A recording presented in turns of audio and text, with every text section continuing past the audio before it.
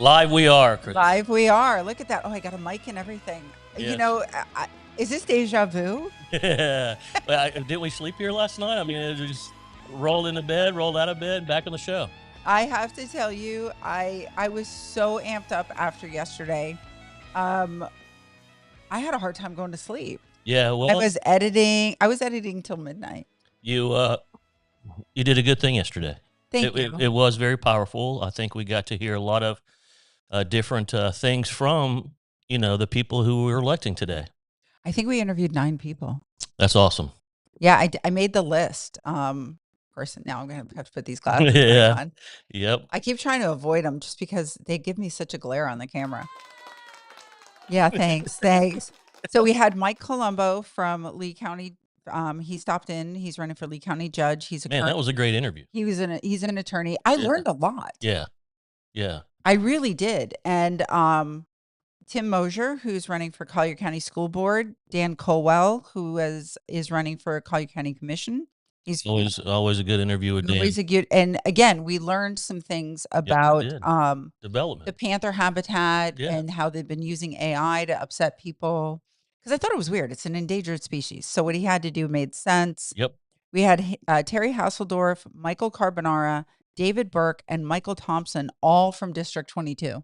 That's amazing, and that's the new district. So you got to hear a lot from the people going into the district. So if you were undecided yesterday, hopefully we helped you a little bit in your decision. Me because I was an undecided voter. As well. Yeah, I was an undecided voter. And then in my district, District 19, we heard from Tim Schwartzel and John Strand. Yeah, and you know what? It's kind of like, man, it's one thing to sit and listen, but to be able to ask questions and it's kind of different a little bit. It's like, wait a minute. Yeah. I'm like, I want to know the truth. Yeah. Exactly. I want to know exactly what's the facts, because what's the scoop? Let me hear it out of your mouth. Yeah, I had all these cards. I brought them in, but I forgot to put them on the set. Of all this junk mail I'm getting, and the PACs put out the stuff that's just slanderous. I mean, I use that word even though it's probably not liable. And I just want to know from the candidate. And I understand some of it's salesmen. Yeah, they're salesy. They're candidates. They're running for office. It's a show. It's a show. It's a show. But when you ask them certain questions, you'll get a little bit more information than you would off a flyer or a rally. Oh, yeah. That one-on-one questioning. We did invite other candidates. Not everybody could make it. I know River from Madison's campaign had reached out. They were in Cape Coral yesterday and just couldn't make it work. They did invite us last night to the rally up in Cape Coral. But Di was not able to join us with the camera and the equipment. So I appreciate the invite, River. So we do as much as we can, but we were here for 4 hours. Yeah, and it was like on. It was one right after the other. One right after another. And kudos for all those people who stepped into the platform and allowed it to happen and all that. And we were buzzing. We were. We had a whole room full of people that were running for some kind of various offices. I wish all of you could have seen behind the scenes yesterday. Yeah. I mean, we were here early getting set up. I was trying to teach us technology. Crash course in 10 minutes. Crash course in tech. So that was a little tough. But we were here. I was here at 8:30. You came shortly thereafter. Lois came with Wayne. It was great. I think it was really good. I hope all of you out there got something to help make a decision. Got to hear from candidates. I got to hear from 2 candidates I had not personally heard from or been able to meet at something. And that was Jim and John. Yeah. It's not only do you get to hear, but you get to see their body language and how they present it and how they present themselves, and are they believable? I mean, I can hear a lot of that, but look at me and let me see. I like to, I'm that guy, I guess, old guy, but you get a feel for people. Absolutely, man. And that's the way I like to do business. That's the way I like to do all the things. I got to see you, man. I want to touch your hand. I want to shake your hand. I want to look at you and go, all right. There was a lot, like I'm not in District 22, but there was a lot of conversation. 19 as well. 19 too. So there was a lot of conversation. Some of them you could tell had heard the other interviews, so they were responding, which is fine. But I tried to stick to the questions. I don't want to hear about what other people are doing. I want to hear about what you're going to do. Correct. Because if you're the one elected, it won't matter about them. Right? Thank you. Absolutely. So, but for District 22 being a new district and being a split district, it was good to hear how some of them are going to deal with, it's always been a split district on that side. Yeah. But not to this level. Not to this level, right? So, and then there's a lot of money that needs to come and be split into that district because half of it's on the other side. Yep. It's on the other coast. And the thing that boggles my mind, you think that the higher ups that decide all this kind of stuff and everything, and of course there's always games played in districting and redistricting and things like that. But the East Coast of Florida is the East Coast of Florida. Southwest Florida is Southwest Florida. There's a vast difference. There's a big difference in water needs and agricultural needs and development needs. And then you get to the middle of the state, completely different demographic and needs. These are ranchers, farmers. I mean, it goes right across that swath. Correct. And, how do you effectively, and that's where I can't wrap my mind around it. And that's why I don't run for office. But how do you really service that large of a piece of the state of Florida that's so just diverse in what their needs are, I think you have to be educated on what you're representing, the people you're representing. It helps if you're from here, in my opinion, or you've lived here long enough to educate yourself. Yeah, I agree. And you have to have some balance, a lot of balance. Mario Diaz, whatever his name was. He was able, he was for a long time, our congressman on that he part. Was. But it was a skinny little part. He was able to handle both sides. Apparently he spent a lot of time here. Again, not my district, but he spent a lot of time here working on things for our area as well as there. He was able to balance. Yeah. So whoever gets that district is going to have to balance. They better have a large budget. Yeah. And I'm going to put this out there without endorsing anyone specific. Because I've had people say, who are you voting for? My business. Sorry. I'm not sharing. Laid it down. Perfect. Yeah. I whoever wins, I will fully support in my primary or in my midterm elections. Right now it's my chance to choose who I feels best for my community. That's right. But I have a very difficult time when new people who have not been here get endorsed by the powers that be and think that I'm supposed to just swallow that. Yeah. Who are the powers that be anyway? Exactly. You know what I mean? I mean, it's an opinion. It's free will. Yeah. You have the ability to do whatever you want to do. And if you're being swayed one way or another by another person that's not the person running for office, stop. Check yourself. Endorsements help maybe bring attention to the candidate that maybe you didn't think about before. That's what it does. Because I can tell you there's somebody I didn't even know who the heck they were until they got some major endorsement. Right. And I was like, who is this person? So endorsements, they bring you access. Yeah. You know what I mean? It kind of puts you in the club. You get the better kind of commercials. You get you're able to get a little pop. You might get a little pop in donations. Exactly. You monetize that, baby. Yeah. And, so it's, I get it, but, man, figure it out yourself. This is a very important vote. We touched on it yesterday. Yeah. For 4 hours. Yeah. Yeah. But it really is. There's a lot of nuances to this vote with AI, with the water thing. You got to pay attention to the AI. There was definitely some stuff put out, and AI is great. Like, we couldn't have a few people in the studio and I wanted to make a video. So AI is great for like popping the person in the chair because with technology, or they didn't have good service. I couldn't get them physically in the room, whatever. It's good for those kind of things, just to put somebody in a video or something. Sure. But to sway people to vote or sway people's opinion in an outright lie, I can't. Well, there we go back to ethics and politics and all that. We are. And look, it's kind of like ethics and politics. What is missing? It's a fine line for some people. It doesn't belong together anyway. So you know what I mean. So I think we beat the dead horse of we have elections. Just get out and vote. Today is the day. Today is the day. Today is the day. So we have some. Lois had sent over. Lois is out at the polls. She's going to be doing. I don't know if she'll send it to us or it's just something we'll put up later, but she wanted to go to some of the polls and talk to people. Hopefully Wayne is relaxing. And Wayne is relaxing. Yes, hopefully he is. So what do we have? I have no idea. What do we got over here? Our first thing is, it's up on the screen. Okay.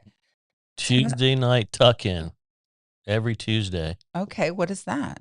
Kids of all ages can play, connect, and unwind before learning how to care for farmyard creatures, and then settling down with story time.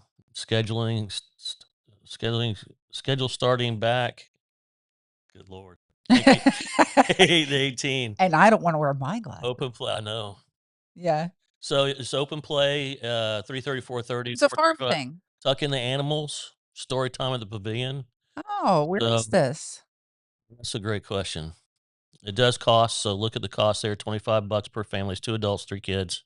That's actually not bad. You got to actually have a monthly family membership. Let me see. She sent it to me. Yeah. So Lois sent us stuff. This is normally Lois's part. So Wayne and I are yeah. Jimbo and I are winging it a little right now. Yeah, we are. Tuesday night tuck-in. Every Tuesday, Empowerment Farm. Okay. Yeah. 3:30, 5:30. So if you want to get your kids understanding farm animals and hanging out, my son loved chickens. Love chickens? He loved chickens. We had chickens hatching in our garage in one of those pool things. Oh, man, and then we had a whole visual with that. We had him then we brought him to the school. Yeah. And then we had to bring them to we had to find a home for them. Holy cow. What do you do with 12 chickens? I have no idea. What did you do? Then some people wouldn't take them unless they were heirloom chickens. Thank God they were. Really? Yeah. It was actually one of our local pediatricians had a farm. Oh. And he's like, okay, sure, as long as where'd they come from? And I'm like, I guess there's bad chickens. Swimming pool in my garage. Swimming pool in my garage. Yeah. You know, would it be cool if the kids go out there and they have an opportunity, not just, I don't know what kind of animals they would like, maybe like a cougar, you know, or something a little more dangerous. Wrestle that thing right down the bed. Yeah. Yeah. We should never host together. Yes. Just why not? But you know, it would be a very interesting night. It would. Yeah. It would. Yeah. So what's on next? Blessed on Two Wheels presents Bike Night. Fallen Rider Tour 2026. Looks like it's a Bone Hook Brewing Company. Yeah, that's on Mockley. Let's see. Yeah, and then we also have, who else is on live that music? Slide? Black Pearl. Bert's Black Pearl. Okay. Yeah, so live music. Blessed on Two Wheels is who's brought to you by Bone Hook Brewery and Bert's Black Pearl Indian Motorcycles. Okay, have some fun. Food, drink specials for the motorcycle community. Support fallen riders who lost their life or limb in a motorcycle accident. Man, we all know in Southwest Florida. Listen, I lost 2 friends. Yeah. There was a really bad accident over on 41.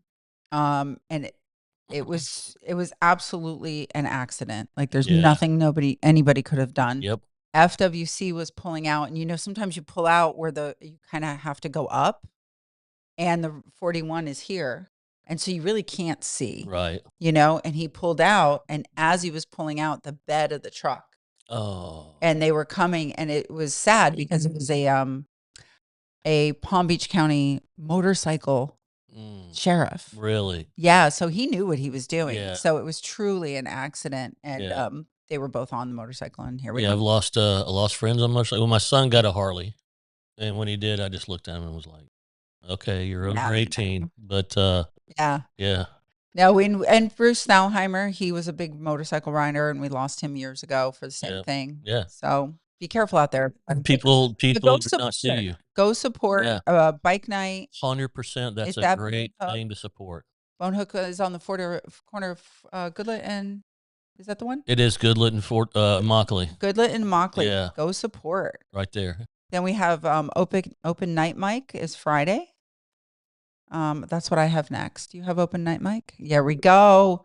Food and Thought. Open mic night. Oh, that's got to be hysterical or good. I don't know. Yeah. I guess it depends. Yeah. Are you good? Do you remember the Gong Show? Yes. I wish somebody would program that back. Hey, and they could do it at Food and Thought. Well, I ran that by my daughter, and of course, you know, the younger generation, she was like, Dad, We're way past making fun of people. And I said, No, what do you mean? not. She's like, so they're coming out, they're giving their best, but you're going to gong them and tell them they're horrible? I'm like, yeah. We got to get down to the next That's person. I don't know. We're old school. My yeah. daughter also says we need to bring back shame. So I don't know. Okay. Well, then we're going gong show. If we do, then we have to go gong show. Yeah. But Friday, it's from 6 to 9. Food and Thought. Food and Thought. Food and Thought. The one on 41. Yep. Not the one on Airport. Ooh, this looks like fun. Yeah. Where is that? That's at Mercado? Yeah.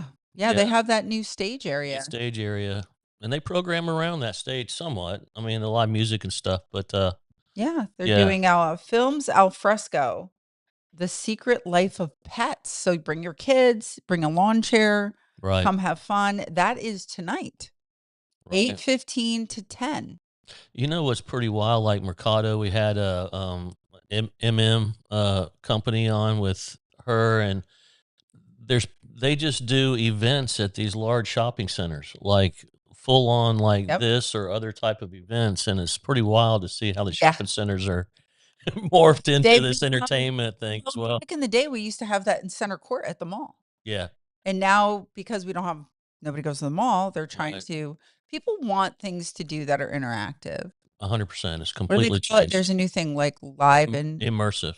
Immersive. They want immersive experiences. Something they can immerse themselves in. Yeah, it's and that's nice because you can bring the family. The kids can kind of stretch their legs, but still watch a movie if they need. Yeah, it's a cool area. You've seen it. Yeah, they did a great job doing. I was just down there the other day. Well, that's where Pole Vault in the Plaza is held. Yes, it is. Yeah. Yes, it is. So we have some fun food days. I'm sorry, Di, that she's not here today. Lois isn't here today. Bring you some ice cream. Yeah, if you were, you get a fajita and ice cream and whatever else we got on there. No, we got Lois's. What do we got? National Fajita Day, ice cream. Pinot Noir Day. There's something I can get behind. You can get behind the Pinot Noir. When did we just have to bring booze on the show and see how it goes? That would be interesting. We'll do a mimosa show. That would be bottomless mimosas for what, 2 hours? Yeah. I would say the last 45 minutes to a half hour would be really fun. We might run over. Yeah. Go back again. Go back for a second, Di. Let me see that. So we have National Pinot Noir Day, Serendipity Day. Doopity doo dah. Yeah. National Bad Poetry Day and Never Give Up. I love that. That's why I wanted to go back to this slide. I like that. Listen, tomorrow, nothing lasts forever. So, and tomorrow's always another day. The sun comes out. We're good. We're frozen. Are we frozen, or is that just because we're up there? It's just that one. Yeah. Yeah. So we're Never Give Up Day. I love that. National Bad Poetry. Let's have some, go for it. Yeah. Write something down. Never Give Up Day, though. I think every day should be Never Give Up Day. Listen, after the storm, there was a lot of that. So, and I had a friend I was just talking to today. She had a house fire. Man. And they were out of their house. So things happen. It does. But you can get back up and you can get through it. Yeah. No matter what it is. Things you can't control, but you can control your reaction to it. Yep. And your thought pattern behind it. It's the key is to get into a very positive thought pattern. Yes. I was reading a story about a lady that did Chicken Salad Chick. Have you ever read her story? I have. Yeah. It's very good. Cancer, 3 kids. Obviously, she can't pay the bills. He can't work. And she started making her chicken salad. The short of it is she went around and the health department shut her down and said, hey, you can't be making chicken salad, selling it door to door. Most people would say, oh, man, okay, well, I'm going to do something else. Nope. Yeah. Went right back, did it again. They said, you cannot do this. So instead of quitting, she said, I've got to do this. Found a restaurant that would lease her the kitchen after hours if she cleaned it. And she cleaned it, started doing her Chicken Salad Chick, and went out, and the health department came up and she said, no, here's all commercial kitchen.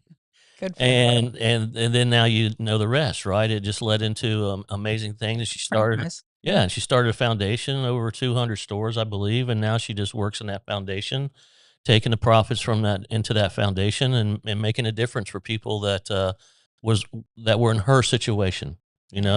Husband gets cancer, can't work, things happen, life happens. We got a guest. Good morning, Bobby. How are you? Good morning. Thanks for joining us. But never give up. Yeah, no, you get. She had friends that said, "Oh well, man, that was a good try. It's a good try," and they're just puking all over you. Sometimes I find strangers on Facebook sometimes are more supportive than the people in your circle. It's crazy. Happens. Yeah. Well, okay. Everybody projects, so they always project their own insecurities. Correct. Or their own experiences, their perception, where they came from, for sure. I just wanted to clean your toilets and make art. Okay.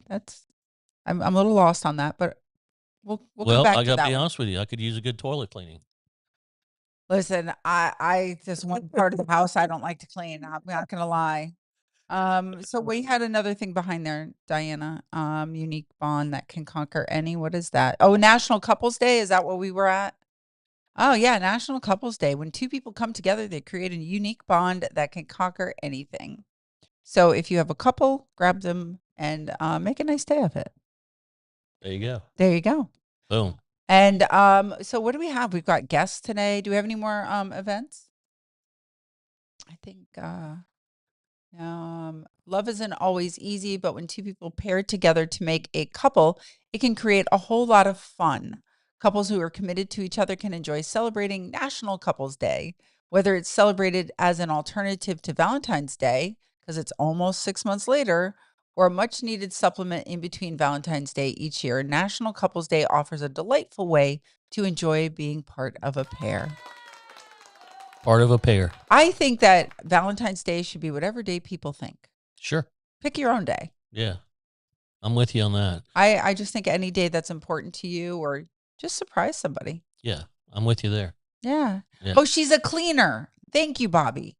There we go. She is a cleaner and she would like to promote her cleaning. Thank you. I love it. Excellent. We'll have to have you on one day. Maybe you could give us some cleaning tips. Absolutely. Because I just want it to be, I want to know in our showers, that mold that happens, and you can get it off, but there's always that little bit that won't come, and it makes me mad. Do you know why? Why? It's black mold. Great. And so black mold, you got to scrub it, you got to treat it, but it embeds in the caulk, in the ground. I think I have to rip out the caulk and start over. Yeah, it's swim pools, they get it. And when you get it, they're like, so that the best thing to do is scrape it down, treat it hard, and then they resurface that area a little bit. But because it literally embeds into the concrete or the grout or whatever. That makes sense, though. Yeah. Because it does come back. It does. I mean, I've been down there like. Yeah. You can spray bleach on there too. I've your eyeball spraying. I've let it sit there. I've got like the thing on because it's so strong because the shower's enclosed. Yeah, I can't. And I was really at that point to like, I'm just ripping it out. Yeah. I mean, I can put it back in myself. I'm just time. Allocation of time. Do we want to do our partners? And then we'll move on. Our guest has been here. I'm so excited. Thank you so much, Cole. Absolutely. Yeah. Let's do our partners. Sponsor partners. We got 2 screens going today. We're like, we do. So another day of tech. I'm like, what? Wait. So Amherst, we did yesterday. We did. Without dye. We love dye. We don't ever want to do that again without no. It, but I recalk it. Yep. Thanks, Bobby. Yep. That's okay. We're professional to you. I am calling the man to recalk it. Okay, partners. Amherst, our boy. I love Amherst. Yep. They've been such a great partner for us. Yep. Love it. Frank and Sons Moving and Storage. The movers who care. Royal Scoop. Yeah, Matt Moen. Life is short. Eat dessert first. Let's do that. I love that. Southwest Florida Veterans Alliance. Lois. Serving those who serve. Yeah. Life in Naples. The Magazine of Naples. Look for our we have a thing in there. Yeah, we do. We have a layout in there. Go find it. You know what? Find it and put it up on our 239 Live Connect. Awesome. And I'll find something. Maybe we'll have you on the show or or our next open house. We'll have you as a guest or something. Love it. Tarus Payment Systems. Payment systems for all of you out there who need some streamlining. Don't try to do it all yourself. And look at that. Icons of Naples, the Kristen Weirden Show. Yeah, we are in here. We are in here in a couple of weeks with some guests. Stay tuned. We'll be posting all that stuff. Beautiful. Yeah, I'm super excited. I cannot wait to get back to interviewing. Yeah. You know, we lost Obi Osceola. I know. I was trying to have him on, but you know, as people get older, it's harder for them to be on. It is. Or they just don't want to be. They don't want to, they're just like, I'm too tired for all that. But I'm hoping to get one of their sons on to talk about, because the Osceola tribe here is very prevalent. I think he was the oldest living, tribe member, and the lineage from the chief Osceola. Yep. And OB and those guys. I mean, they've been in the community forever as well. Forever. And if you have a tiki hut anywhere, a little tiki hut or anything, he built it. You know what I mean? That's exactly what it is. And like over there at Harold's. Yeah. Yes. Yeah. And everywhere else. And but needless to say, I mean, there's not words, but a legacy. And part of Panther tribe. And they had his fire, they had his memorial, and he's on his journey. He's on his journey. Yeah. Oh, Bobby knows OB. And then we had Meredith was saying good morning before. Good, Meredith Ruth. Thanks a lot for being here. Always. Make sure to share it with your friends. And we love it when you all interact with us, because I see this guy all the time. But I want to hear from all of you, whether it's our guests or questions for our guests. We love this. And right now we just said hello to our sponsors, but we have the Founders Package. Yes, going is for it's half price of what we normally charge. And man, if you are thinking about sponsoring or coming on as a partner, it's everything we do here in the studio wrapped into one package, including commercials and all kinds of stuff. Yeah. Which we're going to start running on the show, by the way. Oh, good. I get a break. So I didn't leave yesterday's show. I'm like, I'm sorry, I have to go tinkle. I got to go tinkle. I was like, I'll be. But so I mean, the Founders Package. There's only so many of them we're going to do. I think we're running it through the next couple of months to get more people on board and bring them in and align with more people as partners. But it's a crazy package. So if you want to know what that is, hit us up as well. And once they're gone, they're gone. That's the Founders Package. It'll never come around again. I think a lot of people don't realize what we do here in the studio besides the show. We have a full on production studio, 5 vignettes in the back that you can film at. So we have a full production studio. We can pretty much do anything back there. Absolutely. His eyes over there going, hold on. We do. I mean, we also up to 4 guests. I think we can have at once. So live events off the property as well. We've got, we support local community events like the canoe races and things like that. I've been telling some of these community events, have us come out, interview your sponsors. Man. Pay, you have to pay for it, but have us come out, interview your sponsors, and use that for your website promotions, because where else you have them in the room for your event? Like, I think it's a great idea. It is. And I will say when we go out on site and we do these off-property things and it's in an event, the clips that we get out of the event from the interviews that we do are some of our best performing clips, actually. You know what I mean? We're doing all this stuff, but then we interview somebody like with that interview I had with Eddie at the canoe race. All of a sudden, bam, it just went nuclear. And so you never know when your live event interview could go viral. So you just have us come out, myself, Jimbo, Lois, whoever you want to have come out and interview. Absolutely. Glad to do it. We love doing it because it brings the community to more people, so they understand your event, your business, what's going on in the community. But we got to pay people to do the job. We got to pay for the camera and all those kind of things. Exactly. It's only $100,000 an hour. But we have make packages that check for that. Payable to Jimbo. Yeah, Jimbo. Yeah. Yeah. By the way, people wonder. People keep asking me, Kristen, how do you make it through? How do you do so much right here? Anybody ever wants to support my coffee habit? Just Venmo me. Yeah. Because after yesterday, it was a 3-cupper. Yeah. And I don't usually do 3 cups, but how I do days like yesterday. Yeah. Well, I don't know if you could tell, we had a little echo going on, but you were vibrating like this in the chair. Like, Yeah. So. A little too much caffeine. Yeah. I think Feed Thy Neighbor is on my phone right now. Sorry, Vincent. I'll get back to you. So we have, do you want to, I think we should bring up our first guest. Let's do it. Been very patient. He's awesome. Now I met Colby at the open house. Yes. And yes, me too. Had several great conversations with him. Very interesting what he does. I can't wait to hear more about it, actually. So glad to have him on. So Do you want to do the intro, or you come on up here, Colby? We'll introduce you as we're doing this. I've got it here. Yeah. So Colby is from Blind Spot Protection Services with over 24 advanced certifications in firearms, tactical driving, defensive tactics, emergency medical care, and surveillance operations. Colby Pickering delivers a highly trained and professional approach to personal protection and risk mitigation. His mission is simple: safeguard the people, families, properties, and lifestyles his clients have worked so hard to build. Did I get that right?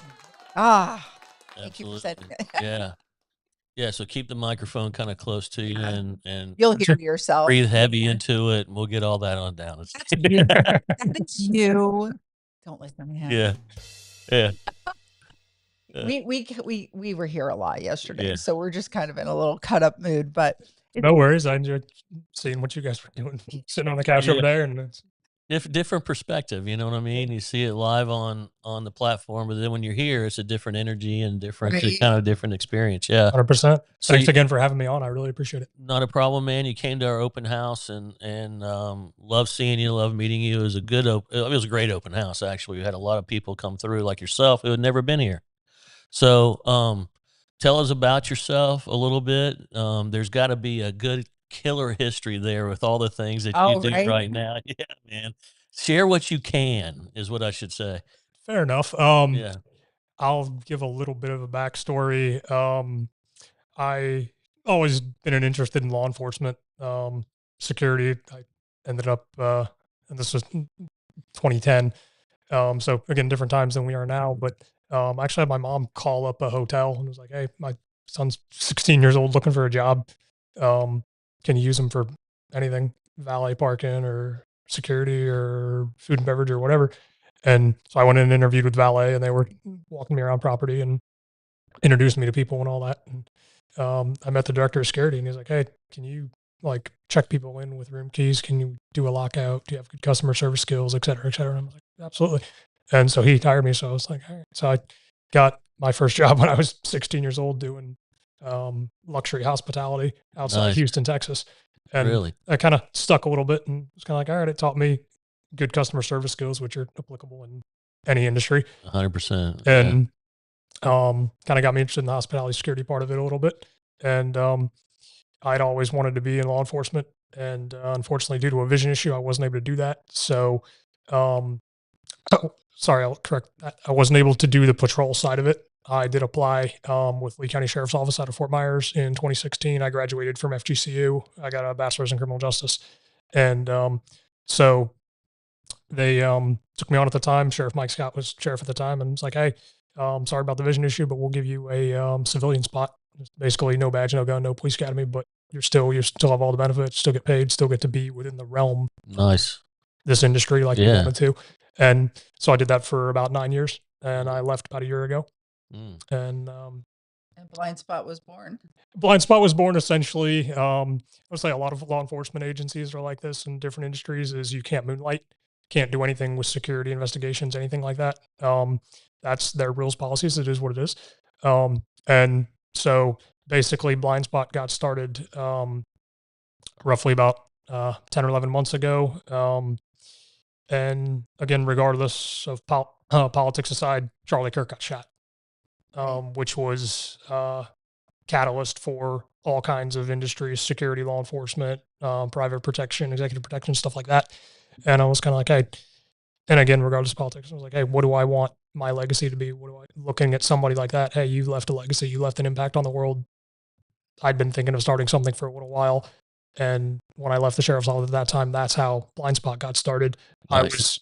I was tweaking different names in my head for a couple of weeks. Oh, what do I want to do? Like put my first name or last name. And like everybody does different things. And I mean, you have companies out there. Oh, I can't think of a name. Oh, pay me $500,000. I'll think of a name for you. Yeah. Like one of those kind of things. Yeah. And so I was kind of like, all right, I'll see what Fiverr has. Yeah. And so I was going through and found somebody on Fiverr, and I was like, hey, fill out one of those long Microsoft Word questionnaires with 1 million questions. And they come back with you a week later and it's like, hey, all right. Then somebody came back with Blind Spot Protection Group, Peace of Mind for the Unexpected. And I was like, I like that. Did that immediately? Yeah, that was just an immediate click. I'm like, all right, I like that. Yeah. I'll take that 100%. And So yeah, so that's how that started. So let me ask you a question. Going back, are you from Houston area in Texas originally, or? I'm from Indianapolis, from the Midwest. I moved around a lot due to my dad's job in the insurance industry. I've lived on both coasts of Florida. I lived on the East Coast for a little while, Tampa, Largo area for a bit. I've been in Southwest Florida. I came down here in 2012. My parents retired down here, and I got accepted to FGCU, and that's kind of how that began. But was listening to you guys over on the couch talk about the different candidates and this and that, and again, 100% is East Coast of Florida, West Coast of Florida, Southwest Florida, all different water 100%. And different populations and different needs. Different needs. And again, that's something too about Florida is just the good part of it is, okay, Destin has a different environment than Key West that has a different environment than Okeechobee has a different environment than Jacksonville, is Orlando, Tampa, Miami, etc. And there's something for everyone. Exactly. There's something for everybody here. 1000%. Don't forget the springs in Central Florida. I shouldn't even say that because now they're overrun. But man, in my youth, I grew up on the beach in New Smyrna Beach, you know, and then up there. 40 minutes right here, and I'm in a cave in a spring diving into this thing, and it's like, and then next thing you know, we're down to Key West, you know, and it's just like, and it's one of the largest world's barrier reefs right there, off the coast of Florida, and so it's definitely. I mean, I've been here. I moved back to the Midwest for a little bit, moved to Texas, but I've been here since 2002, and again, I moved around for a little bit, but again, just seeing the places that you lived a while back or the different places. And I mean, again, I've been in Southwest Florida since 2012. Seeing how the rapid expansion and all that. Again, looking at some of these candidates. Oh, do we need AI centers? Do we need more water treatment plants? Do we need this? Do we need, the population's growing. We need more homes. We need more apartments, et cetera. And then again, COVID threw a wrench in everything in 2020, as you guys were saying. And so again, it's just different parts of Florida, different. Every place has different things, and again, like you guys were saying a little bit ago with the different candidates, somebody moves here and they have money, so the politics or whatever, and so I think sometimes that helps people understand. Like, go ahead, run for office. You'll learn pretty quick that 100%. We want somebody who you may have a lot of money behind, so the name recognition will start. You have that endorsement where the name recognition starts to get traction. But ultimately, I remember years ago there was a guy, I think he ran for mayor of Key West, and he was like, "Oh, I'm going to get rid of the roosters," and he was. This was like eight. That was popular. Yeah, this was like I think 8 or 9 o'clock in the morning, and by like 1 o'clock in the afternoon, he's like, "Oh, I'm taking my name off the ballot." Well, that's because they were offering to take him shark fishing on a one-way trip. I mean, that's 1000%. I think that they learn quickly if they do end up getting elected, it's not going to be easy because not the things that they think they're going to make happen like that. People are not going to put up with. And that's a beautiful thing about having a country like ours, right? Isn't it great? You have a voice, you can stand up without worrying about your house being, door broken down at 2 o'clock in the morning and dragged off to a. I agree with that, and I'm happy for that. But getting back to, again, not the politics of it, but the Charlie Kirk incident, I think people got afraid to speak their mind and not just popular people. I think since COVID, really, people have really. I know I, for a long time, took a step back and I said, I'm just not talking to anybody. I'm not sharing my opinion. I'm, because of the safety issue. And again, I was at? Tax collector somewhere. I think moved up to Orlando for a little bit and was waiting outside the tax collector, and somebody I was 6 feet apart doing. You need to back up. Little old lady, for lack of a better. I'm 6 feet away from you. Back. Okay. I'm just going to go over here. And again, COVID threw a wrench into all kinds of industries. So many things. Well, it almost is like it kicked in the programming that had been happening for years, and all of a sudden, everybody that had been kind of susceptible to that, it launched it and kicked it in, and it just everybody went kind of ballistic and nuts on it, and it hasn't slowed down since. But let's get you have an affiliation with the Lee County Sheriff's Office, I'm assuming. Yep. And so for Blind Spot, your thought in doing this and what is it that you want to achieve in Southwest Florida with your company? Because just based on what you're saying, I can think of several instances when you would be needed. And one comes to mind because last year we had a I do the country jam, but one of the artists had legitimate two stalkers, like legitimate, like they would show up with forged tickets, try to get into venues, backstage passes, these types of things. And one of the things that I was communicating with was we need to have extra security that goes beyond just normal security. So that's when I wish I knew you already and I could have called you. But I mean, the sheriff does a great job. I mean, when you go to these events, you may not know it, man, but I don't know if I can say all this, but there's sniper. I mean, they take it very seriously. You're usually very well protected, but it's the other side of it. It's the people who need the protection from a group that maybe.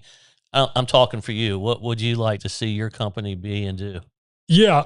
Like I said, I'm just one of those people, little ADD, shiny things. So, I'm always I like to seek new knowledge, and, my resume and seeking certifications and licenses and all that is part of it.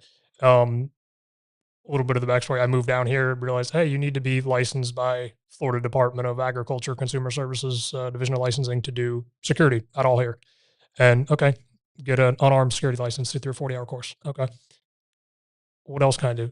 And again, this was when I was in college. I was kind of like, all right, I'm starting to expand my mind, take classes. And again, at that time, I wanted to go into law enforcement. Like, all right, how can I boost my resume a little bit, whether my certifications may or may not be useful to them? Okay, I get an armed security license. All right, what else can I do? Oh, get some basic first aid training. And again, some of my licenses and certifications may or may not be useful to the average person. I mean, I went and found something on, I think, Instagram, a couple summers ago. There was a ex-cop out of Mexico. He taught courses on counter custody and stuff like that, which is basically, so I took a course on how to get out of handcuffs. Yeah. Why?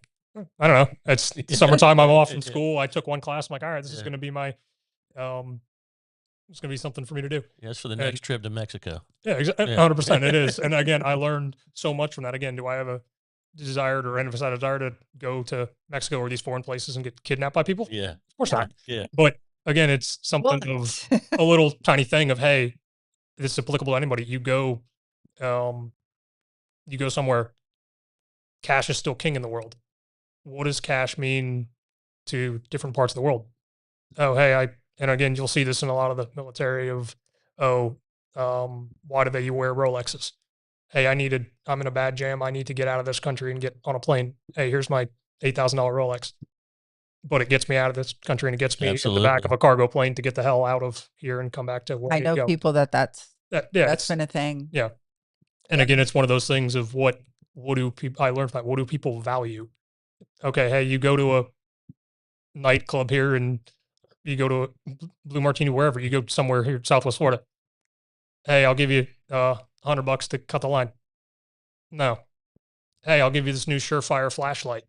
The guy happens to come to work and he left his flashlight at home. Yeah, I'll take the flashlight. Is that wrong? I don't know. Again, based on ethics, but again, you go do that in foreign countries somewhere. Hey, you want this prepaid cell phone? There's people out there that they'd love a prepaid cell phone to call their families back home. Yeah. Or they'd love American money because it has more value than their own money. And oh, hey, you go somewhere and hey, I'm going to tip somebody this amount of money. They'll be your best friend for the next 2 weeks while you're at your hotel. Yeah. Because the money that you tip them is worth way more in their country. And again, it's just little tidbits like that. I learned Kevlar cord can cut out of zip ties. That can also cut your skin really bad if you do it wrong. Yeah. And again, just little tiny things like that. I mean, most people would think, hey, I'm going to go take a course to get out of handcuffs. But again, it's little tiny things. And again, that relates on the law enforcement side as well. I talked to a few people after I took that course.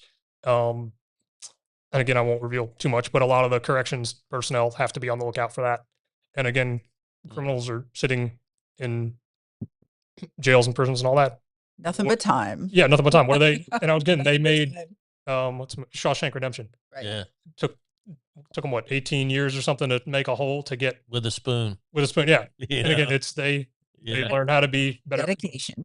Dedication. They learn how to be better criminals. I mean, I've had conversations with people in a variety of industries, and you see some of these luxury retailers getting hit, celebrity homes getting hit, out there, stuff like that. Oh, they had cameras, they had this, they had that. the criminals that hit them, they're using drones to surveil the houses. They're using Wi-Fi jammers to disable the cameras. Again, there's a show. I was watching it again the other day. It kind of took me back a little bit to my childhood. It was on Discovery Channel called It Takes a Thief. Couple guys basically were reformed criminals, and they would go with the production. They'd go pick out a house they wanted to hit. Their production would go in and, hey, do you want to be robbed? We'll give you all your shit back. I'm sorry. We'll give you all your stuff back. Yeah, we'll give you all your stuff back. Just basically let our guys come in, or one of them come in. They'll rob you. Essentially, we'll give you your stuff back. We'll go over what they stole, and then we'll come in the next day or two and do a complete home renovation for you with security measures. And then we'll come back in an undisclosed amount of time, usually within the next 4 to 6 weeks or so, and try to break in again and see if you're using your own, see if we're using the stuff that we got you. You can give everybody all the tools in the world, the fancy cameras, the drones, the dogs, the whatever, but the human element's big for anything. You leave the door open, unlocked over there, or what appears to be unlocked, somebody's going to get through it. I mean, at the end of the day, you can put all the film you want on the door. Somebody can swing a baseball bat at it, stuff like that. Yep. Somebody has enough time and enough money, and if they want to get to you, they will, unfortunately. Yeah. But again, part of what I'm doing with Blind Spot is I'll go take a home, a business, go to it, find the weak points, find the points that you thought, oh, well, I put this key under the mat because I tend to get myself locked out. Okay, is there a better way? That's completely fine. You tend to get yourself locked out. I've gotten locked out before too. And so again, it's one of those things of, hey, you put your key under the mat. Well, let's give you a little tiny key safe on the outside of that we can like screw into the concrete. You can put that in there, put a little code. Hey, people want to leave their valuables around. They don't trust banks. They don't trust the government, whatever it is. Okay, hey, don't put your money underneath a mattress kind of thing. Put it in a safe. Okay, there's different kind of safes out there. And again, I'm not an expert in anything, and I don't protest to be, but there's a lot of subject matter experts out there. Hey, you want this kind of safe? Everybody just do your research on something. If you want a gun safe, okay, is it rated for an hour for a fire? 2 hours, 3 hours? Again, different businesses, different homes have different kind of needs. Yeah. And again, so I go to what's an average home? I don't know, 3-bedroom, 2-bath in Cape Coral. Again, I'm looking for, oh, hey, that back window's unlocked because it's broken and you've been essentially a little lazy and not fixed it. How am I going to get in your home? Oh, well, I've got cameras. I've got this. I've got that. I've got the dog. No, you've got after the fact. Yeah. Like you want to you just don't want to deal with it. No. I know I don't want to deal with it. 1,000%. I was saying, I'm the same way. I went out I left my car unlocked. Oh, there's valuables in there. Yeah. And again, that was, again, I couldn't, like I said, I couldn't do the patrol side of it. I was a community service aide for the Lee County Sheriff's Office for a little bit.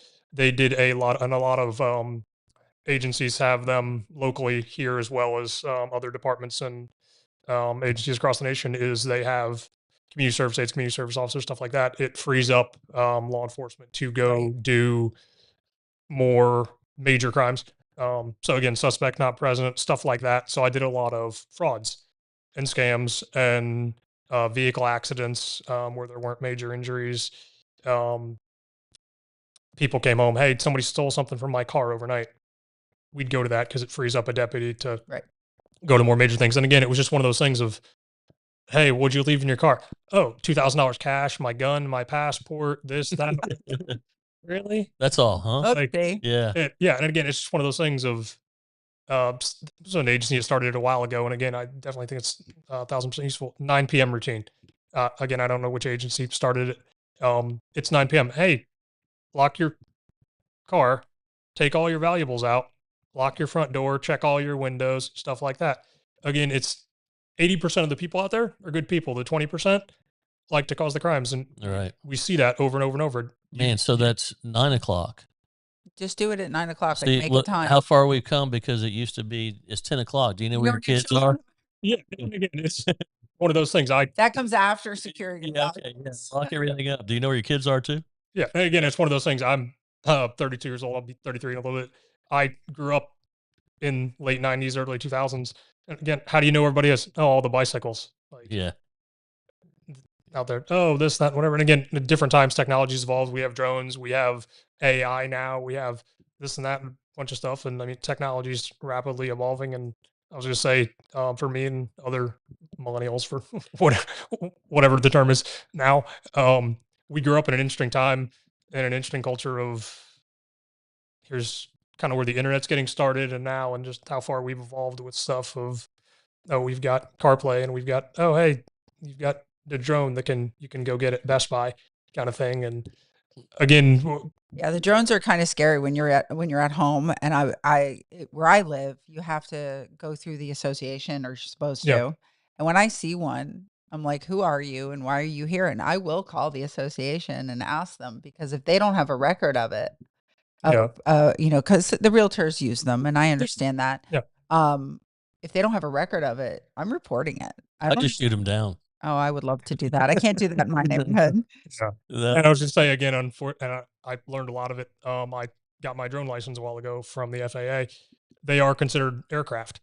Yeah. So people there, oh, I want to shoot my drone down because it's over my property in middle of Florida or whatever, or just the mentality, I'm going to shoot down a drone. Yeah, congratulations, you're going to get a federal terrorism charge. Yeah, you are. The Paradise Coast Sports Complex, if somebody flies a drone and they aren't, because that's certified airspace, number one, because it's near the airport. So you got that going against you. But there's a lot of youth sports going on, and it's crazy. But I'll say this, from when we did the concert the first year, the second year, the technology the second year from the first year, in just 1 year of surveillance of a large crowd and interaction from surveillance of a large crowd for different various points. Yeah. Donna says, it's very interesting. I had no idea these things are so available to spy on people's lives now. Wow. It's Lois, it is legal. Maybe she means it is legal to shoot them down, or maybe it's illegal. Is it legal? No. I don't know. It's based on the knowledge that I have. It's not illegal. It is illegal to shoot them down because they are considered maybe if aircraft. it's only a certified one. No, it's any drones. Really? Yeah. But again, let me rephrase that. I possibly could have shot it down. Yeah. And again, with drones, it's like AI and other stuff that we have out there now. And again, I like to AI shot it down. Yeah. And again, I like to take it back to the argument of, hey, we have this pen right here. Could you use it to write something? Sure. Could I use it to stab you if I needed to? Sure. It's tools. Some tools you have good use. They're used for good, and some tools are not. 1000%. I mean, I use the AI a little bit in my business. I'm trying to think of something. I'm trying to get my thoughts out and writing on paper. Okay, I just can't do this. AI, hey, I have this idea. Frame it for me in a better, or I want to do this or do that. And hey, this is the picture I'm trying in my mind. And then AI gets the picture completely wrong with 6 fingers. And what? No, that's no. Again, AI for today. Some tools are great. Some tools aren't. I actually learned, I can't say I learned the hard way about the car in the driveway kind of thing. But I was in a hurry one day and I ran in the house and I forgot. And I usually put my car in the garage. It was outside. And I came out and I'm like, something's not right. I'm looking at it. I'm like, something's not right. As soon as I opened the door, I was like, something's not right. There was a couple of napkins on the floor. Yeah. And I'm like, I didn't grab a napkin yesterday. Yeah. Now, thankfully, I am one of those people. If you open my center console, there's going to be like hand sanitizer, hair tie, deodorant, like maybe some body spray or something, because we live in Florida. And in my glove compartment, you're going to find napkins, Tylenol. I mean, I'm that person. 100%. You're really not going to find anything in my car. But since that day, if anybody's parked in the driveway, I'm like, did you lock your car? This was like 4 years ago. Yeah. Again, back to just the concept of people getting their stuff stolen in cars and homes. It's people think, oh, I need the cameras and I need the guard dog and I need this, I need that. No, you need simple crime prevention. Again, back to that TV show is, hey, if you secure all the access points, it's going to be harder for somebody to get in. But if you leave for an easy target, looking for an easy target, you leave your front door unlocked. Yeah, that's the least, I don't know how I want to phrase it, point of entry. That's the least resistant that they're going to have. And they're going to hit that every time. Is an unlocked door, unlocked window. You do the basic things of, hey, do you want to avoid getting your $1,000 gun that you just bought stolen, take it out of your car. Oh, I'm going to the gun range the next day. I want to make it easier. I want to do blah, blah, blah. Okay, put it like by your front door or put it in your safe. Take the little. It takes 5 minutes. Yeah. It just takes 5 minutes. Yeah. I had a friend of mine who, this is back in the day, Radio Shack. You would go buy these things and you would hang them up and they were motion censored, but it would be like, ah, you know, that kind of thing. It was this little box. Yeah. And he bought a bunch of them and tweaked them and they were connected and it would click on and it would, with the windows or anything. Yeah. And he re-recorded and got the recording connected into the box and it was like, freeze him, you know. It was so just terrifying. I mean, when you heard it, you're like, whoa, you know. Yeah, you could do that. And, I think people rely too heavily on the Ring cameras. I mean, I have Ring cameras and they're great when, especially for, was that package delivered? I mean, it's awesome. 100%. I have them as well. But I'm a hardwire girl. Like I want things, I don't like Wi-Fi when it comes to stuff like that. I want a battery backup. I want everything hardwired into one spot. And that's again something offsite, on site. Yeah. And again, that's something as well. I have a conversation with a homeware business of, oh, I want Blink cameras. And that's all. Again, some people are resistant to technology down here, especially we have an older population. So I just want the Amazon cameras and that's all I want. Okay. That's completely fine. What'd you do today? I went to get groceries and I went to Coastland Mall. Okay. When you walked out, what was around you? Can you tell me any of the cars? Can you tell me any of the people? How'd you carry your purse? Little things like that. Oh, you want the cameras? That's fine, but you're also making yourself a harder target because of how you carry your purse. You just carry it down here. Right. Whenever somebody come hit you real quick, drop your purse. What do they have now? Yeah. What's inside your purse? Driver's license, credit card. Yeah. Some people, social security cards, stuff like that. Again, somebody does that. Sophisticated criminals, average criminals, whatever. I get your purse with what's inside you. What can I do with your driver's license? Create havoc with it. What can I do with your credit card? Go charge up a bunch of stuff. And then I create an inconvenience for you with your bank of, hey, you just made a $2,000 purchase at Waterside. No, I didn't. Okay, well, we're going to go through for the next 8 to 10 weeks with your bank and go back and forth. And I just created an inconvenience for you because you didn't carry your purse the correct way. Again, somebody wants to get to you with enough time and enough money. They will. Like you were talking about, Jimbo, with some of the celebrities and stuff that are out there. Yeah. I took a few courses in executive protection bodyguard work as well. I've got a lot of friends in the industry that do it. Again, people think, though, the Kevin Costner movie, The Bodyguard and all that, this and that, a lot of it is, and I was surprised with some of the course that I've taken, and a lot is go do an advance. What is that for people listening out there? It's just, you take this piece of paper right here. What date are we going here? Right. What date are we leaving here? Yep. What's the airport we're flying into? Yep. Or where are we getting a rental car? What happens if that rental car is not available? How are we taking the route from the airport to the hotel? What if that route's blocked? What if there's protesters? A lot of that. And you can go down rabbit holes with it and this and that. But again, what's likely to happen?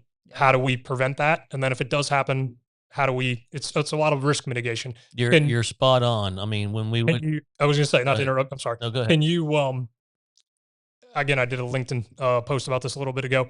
Can you eliminate risk completely? No, you can mitigate it. Can you be a hermit and stay in your house from the time that you're 18 until you die? Could a sinkhole come and swallow you? Sure. Yeah. Do we all take risks when we go outside our front door and drive every day? Yeah. Wear your seatbelt. Oh, I'm not going to wear my seatbelt. Congratulations. FHP is probably going to be peeling you out when you get ejected from your windshield. Right. Yeah. Right. Hey, you want to go and your girlfriend wants to put her knees up on the pet peeve. Yeah. Again, surgeons will tell you this. Hey, you get in a crash, your knees will go through your head. Yeah. People want to say, oh, well, that sounds bad. It's not, or whatever. Little tiny risks. Yeah. Some risks just aren't worth it. 1,000%. Some risks just aren't worth it. Some risks you can take, but you have to be able to, also the back part of it. I'll give you a great example when you want to talk about risk. Actually, a couple. somebody in my family who's over 60 decided to ride an electric scooter. Yeah. Probably not the brightest idea when you're over 60 to be on an electric scooter. You're making 60 sound so old. Well, you just don't heal the same. Let's put it there, but then if you're going to do that, you have to be able to put yourself out of commission for the next couple of weeks while you deal with whatever that shoulder problem is or worse. Yeah. So I think when it comes to risk, you have to decide what kind of risk you can take. As far as, like you said, protesters, I had to go to LA at one point and there was a bunch of stuff going on, and we literally, you can't use Google Maps when that happens, or you cannot use a regular map app. You have to find out where it is and map around it, any potential to get to where you want to go, just to get there on time, safe, on time, whatever. So I think nowadays you also have to be very aware of where you're traveling to. Yeah. We think of this when we're going out of the country. Now I've worked with security before when I was doing the Mrs. USA thing. So they provided, because I did travel out of the country, and I was Slovakia, Greece, places like that, relatively safe, but there was mafia in Slovakia. Yeah. And there were little things I didn't find out until we got back on the plane. Yep. They didn't want you to know. Yeah. 3 days later.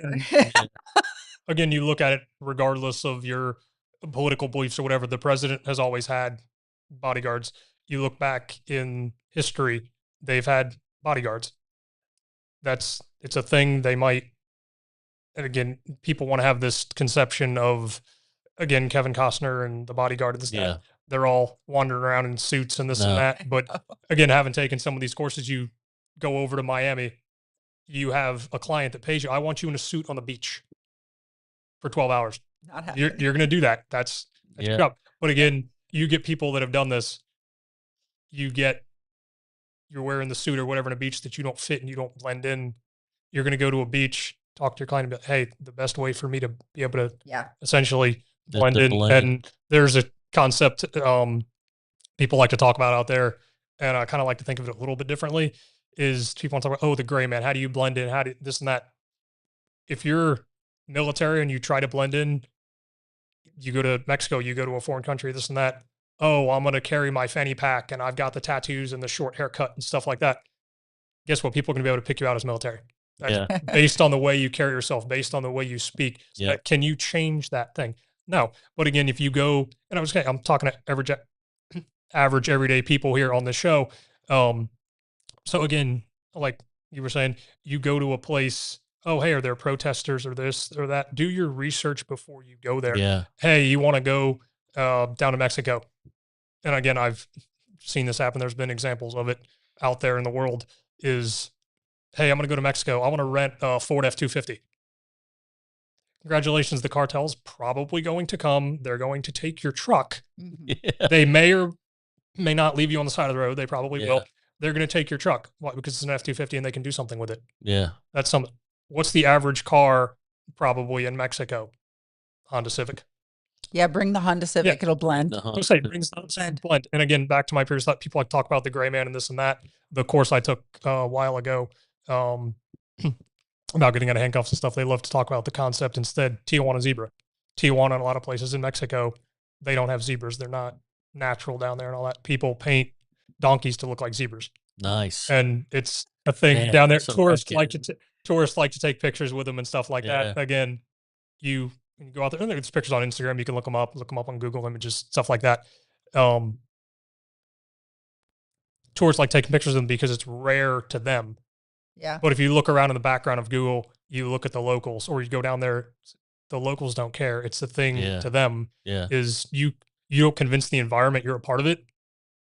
You're messing up a little bit. And again, that's just a lesson for anybody. Well, like you said, again, overseas. Yeah. And again, even here in the US, the type of thing. Hey, you want to blend in a FIFA World Cup game? Wear a jersey. Yeah. Wear a sports team jersey. Yeah. You want to go to Mexico and there's a game going on, you want to blend in? Wear a Mexico jersey. Again, it's just it's tiny. But you're right. It's the planning, it's the logistics, right? So when you're dealing like A-list artists and stuff, they have their own security. They coordinate with the sheriff. They're doing a week before, they're already doing a tour of the venue. They know all the ins and outs. They get really nervous when there's only 2 roads in, by the way. They get extremely nervous. But, so you're right. It's the logistics. It's the law. It's just the prevention. It's and if you look at it too, as well, of like an event, like you said, and again, I won't give too much away. I know there's, people out there that like this stuff and don't, but you look, one of the things I learned about is, from the courses I took, concentric rings of protection. Secret Service has been doing this for a long time. Is there's the first ring that you'll see the uniform guards out there standing there checking metal detectors and all that. What's the second ring that you might see?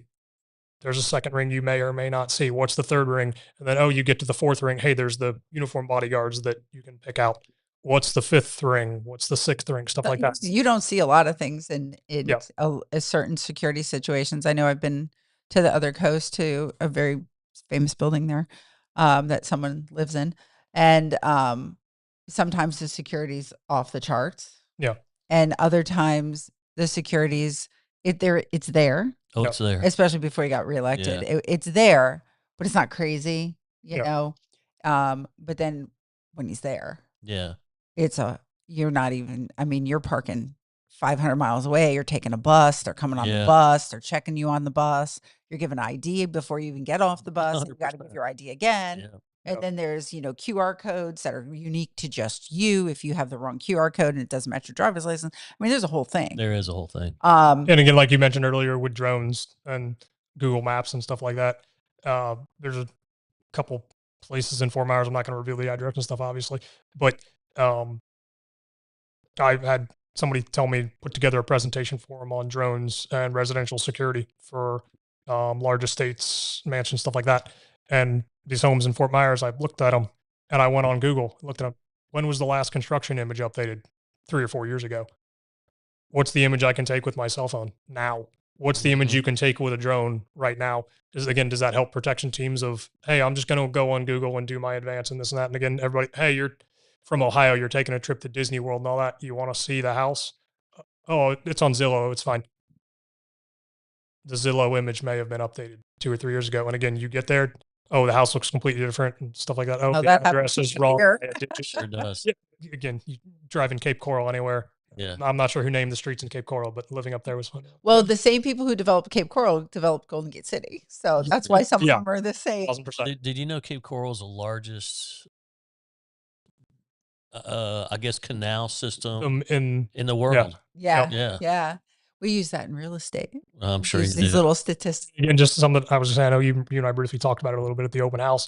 Again, real estate is you're putting your picture and your phone number out there. I don't want to put my picture on my card. I've never liked putting my picture on my card. I have a whole stack of cards when I go to things.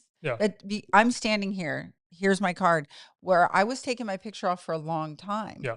And it wasn't, I mean, I've had this, I took my picture off the trolley, which for a while there it was fine because I lived in a gated community. So I had that, a little bit of sense of security. You had that illusion. I had the illusion. Again, we call it a deterrent. Yeah. That's all it is. Yeah. And, but then I was like, no, I'm not doing this anymore because the phone calls, the text messages I would get, it just wasn't worth it. Yeah. And again, that's just one of those things too about, again, risk mitigation is, can you, as a realtor by yourself, female as well, majority are, how do you make yourself a harder target? Again, come to this open house on Sunday. I've done real estate as well. I know open houses. You come to this open house. Okay, your picture's out there, your phone number's out there. They already know where you're going to be. Right. They already know. So what precautions can you take again? Oh, I never post until after I've left an event and all those kind of things. I rarely 1,000%. post before I go. My kids growing up, I didn't post my daughter until she was, old enough to understand the danger of the universe kind of thing. And even then it was rare. My son, the same thing. So 1,000%. And people, again, celebrities, the average person, whatever you are, identify as whatever it is now. Right. Take a picture of vacation. Oh, you really want to post it? Just post it when you're on your flight home. Like, again, just I rarely, I did a whole pageant I was at and I didn't post it till I was on the plane home. I started editing, and a lot of time, it takes a long time to do these things. But now we've had this up. Well, let's put it back up. where they can find you. Your phone number, website is blindspotpg.com. And it's Colby at blindspotpg.com. Your phone number's there. Please, we'd love for you to put it on our 239 Live Connect. Absolutely. You're welcome to. We like to connect our viewers with our guests, right? Right. That's what it's all about. And where are you? Is there anything you can share with us that you're doing next?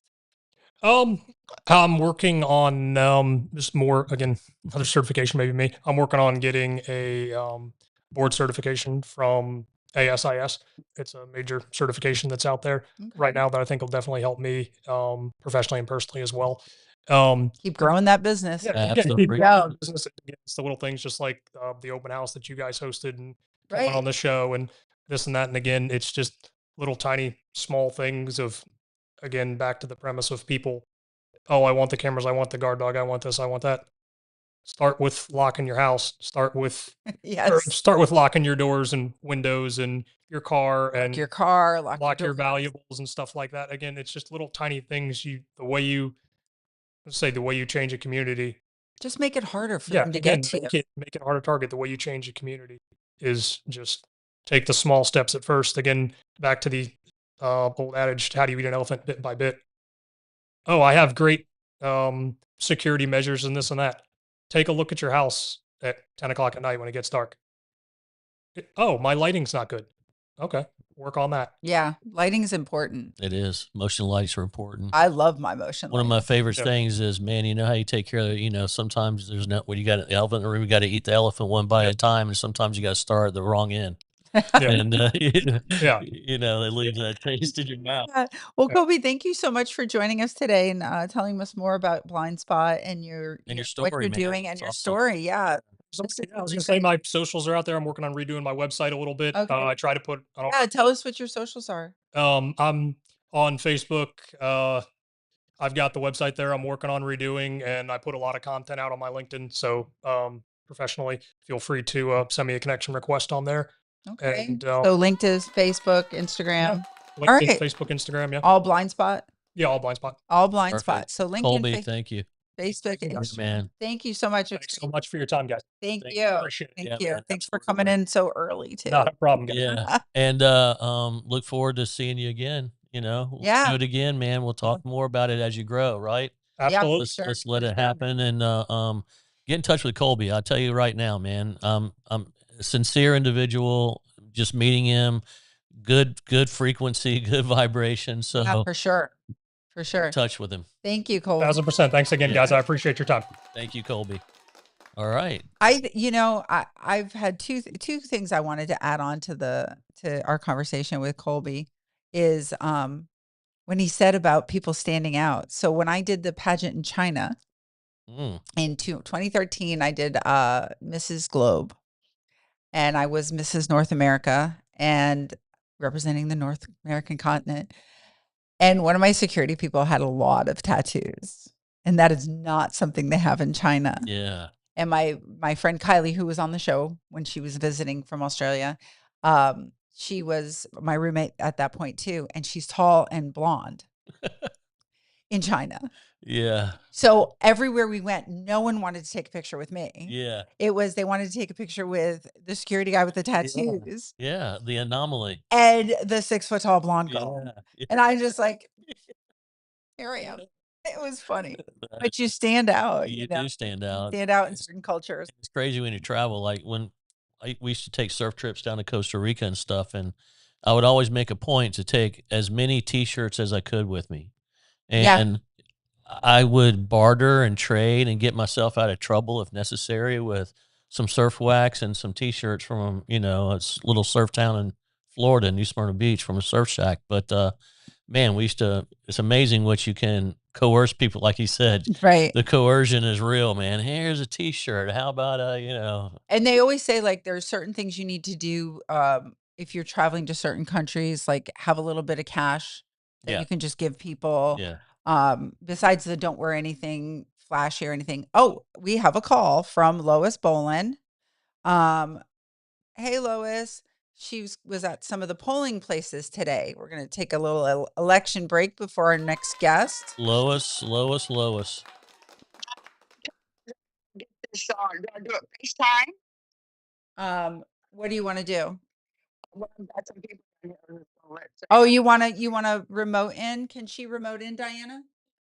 You have to use the e-com. Can she use the e-com that from yesterday?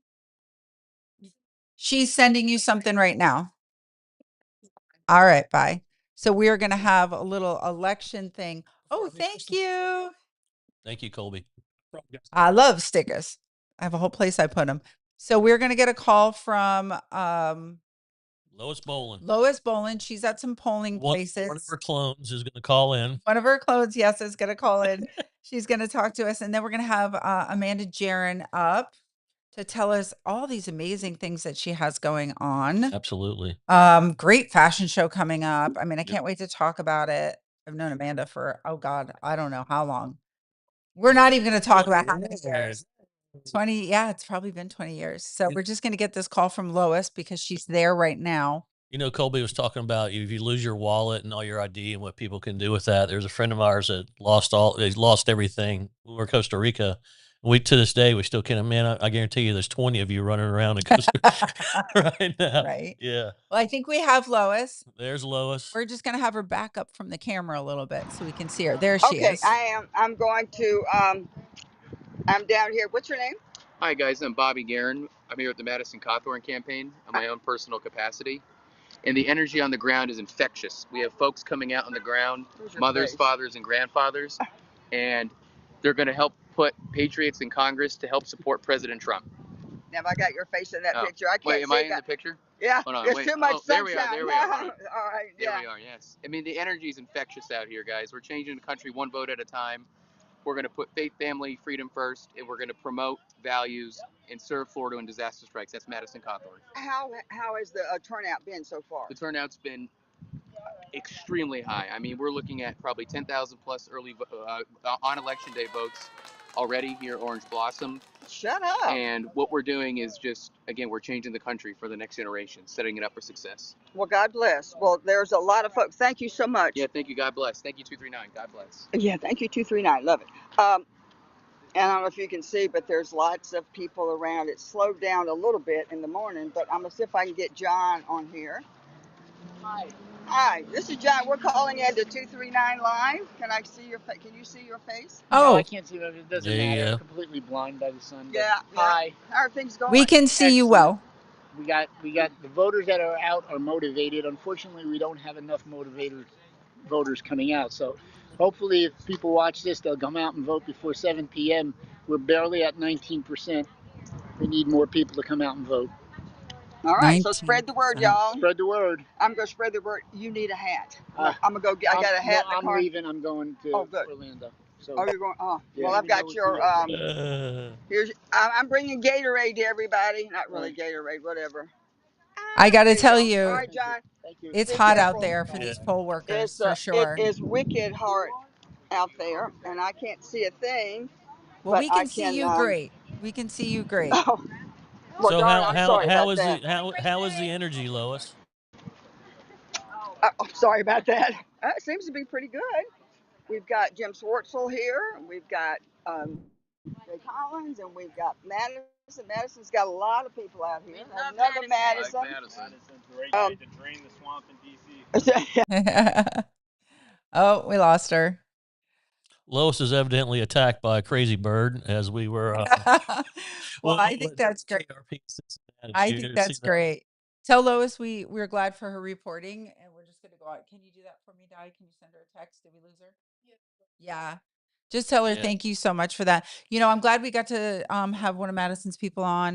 Like I said yesterday, we had Jim Schwartz on, and we had tech problems with him twice.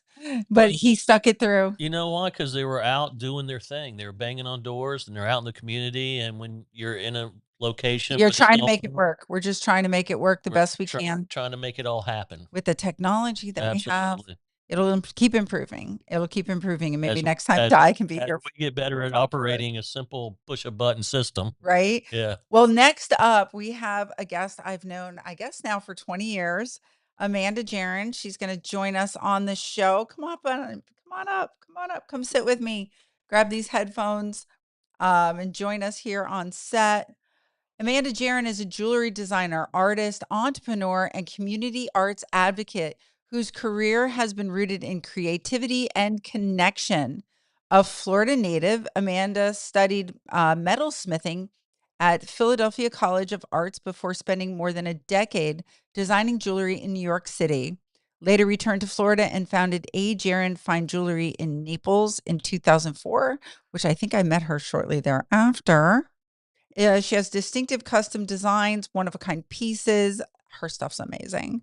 And built A. Jaron around the belief that jewelry should be personal, expressive, and tell a story. Also has done some amazing things through the Bayshore Arts District, one of, I believe, the founders of creating the Bayshore Arts District. Welcome. It's so good to see you. Nice to see you too. I haven't seen you in a while because, life happens. For sure. We're not doing I met Amanda through Love That Dress with Pace. Wow. Yeah. And that was many years ago. And we always say how we've made such great connections through Pace. We did. And that event and lifelong connections, really, because today we might not see each other. Right. But we know where to find you, what you're doing. We keep up with all the goings on. Programs like this and social media, of course, keep us all connected. So here, we'll get that mic closer to you. And you got the fun chair. I got the fun chair. We got to go order I this chair. I bring lots of fun, sparkles, glitter, Nice. Nice. So, you have a lot going on. Tell us first. I really want people to understand because we were talking about how Cars on Fifth is moving to Bayshore. Yes. And that's got to be exciting for exciting. what you've been working on.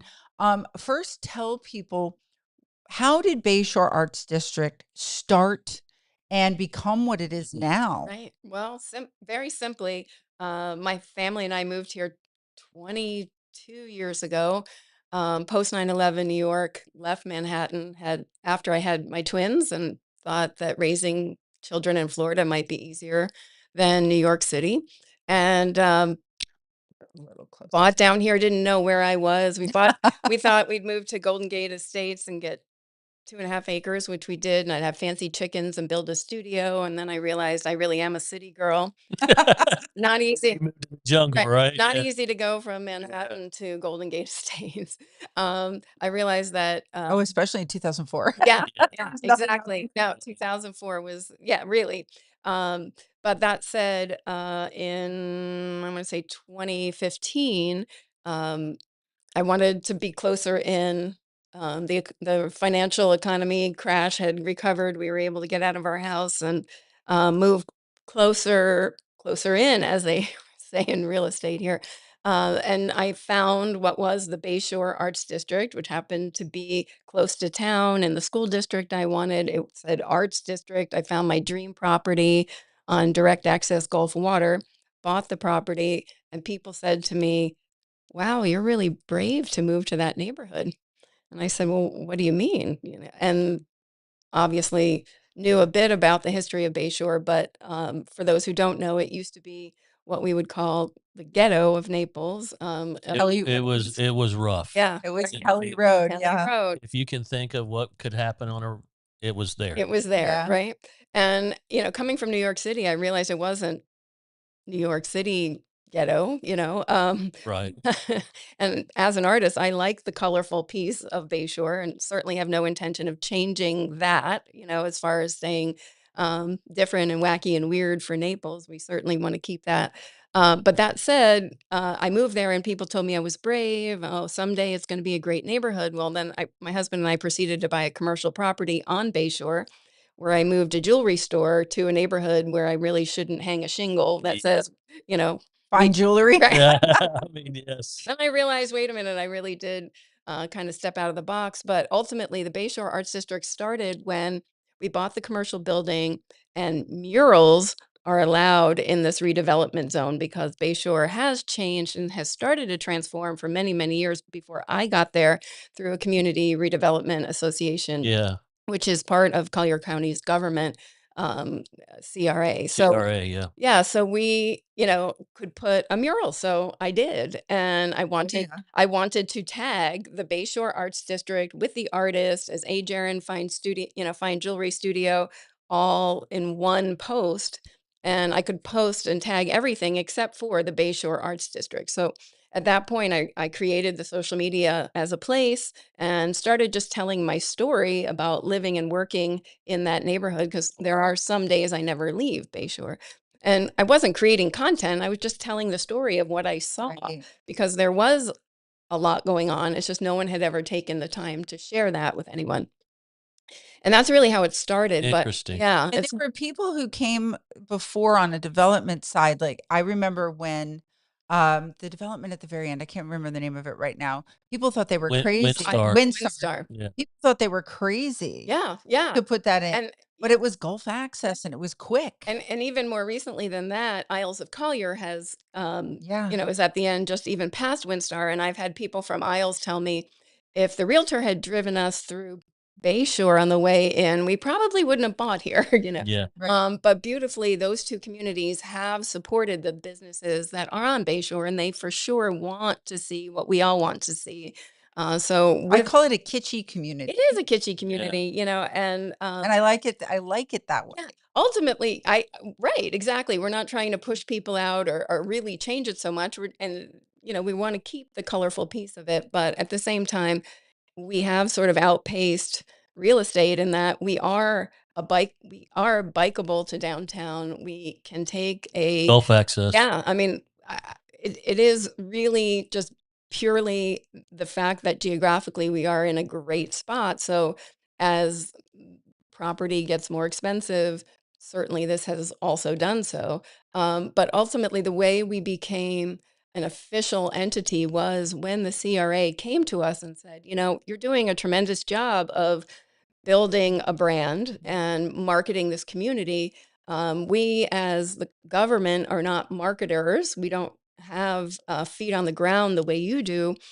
We would like to work with you, but we can't work with just Amanda Jaron as the Bayshore Arts District on social media. Can you formalize as a nonprofit and truly become an organization? And that was through the advice of Collier County government. And so as a result, they are. What year was that? That was about 3 or 4 years ago. Okay. So we've been working on this for 11 years, but really in the last number of years have we officially become a 501c3 with a mission. And our mission is quite simply to continue to build community through the arts and arts programming. And we have done just that. And the government now, as Collier County, can partner with us with some of the community activities that we're working on. I didn't know that aspect of it. I think that's going to open a lot of doors too. For sure. Yeah. It will. And my memory goes to Dell's, and what a staple Dell's was, and it holds a world record for the most consecutive days being open and stuff like that. And I mean, that place was a landmark, and Dell was a landmark himself. He was a legend. Yeah, there are people that can tell many great colorful stories. I got a few of them myself. But and we'll have to get that on camera someday, because I think preserving the history of Bayshore, I would like to see on icons of Naples. Yeah, that's why we started that podcast. Yes. And that's so important to preserve all of those stories.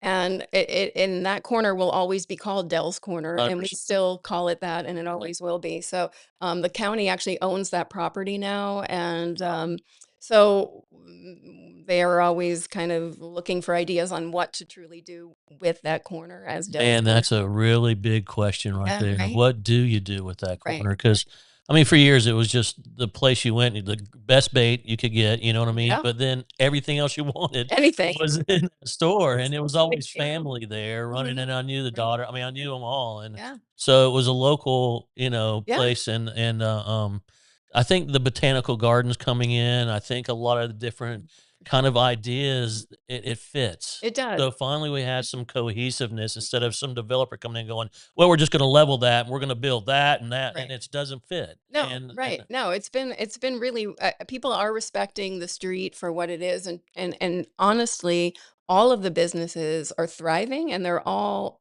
local businesses. And that is pretty exciting to think that all of those small businesses are thriving in the community. And I'll say that we've been tagged, 10,000 times now. People are coming. They believe that it's the Bayshore Arts District. And obviously the cherry on top is Cars on Fifth recognizing that. How's that? How does that look on the street? Yes, That's the question everybody wants to know. What's that going to look like? All right, so a little bit of insight into that. The northbound side of Bayshore. So there's a north and southbound, two lanes in each direction with a very large median in the middle. So the idea is that the northbound lane would be shut off to car traffic and only be pedestrian, and then the southbound lane would become for the day. It's for the day. Okay, that makes sense. The challenge in Bayshore has always been that all of the cross streets are dead ends.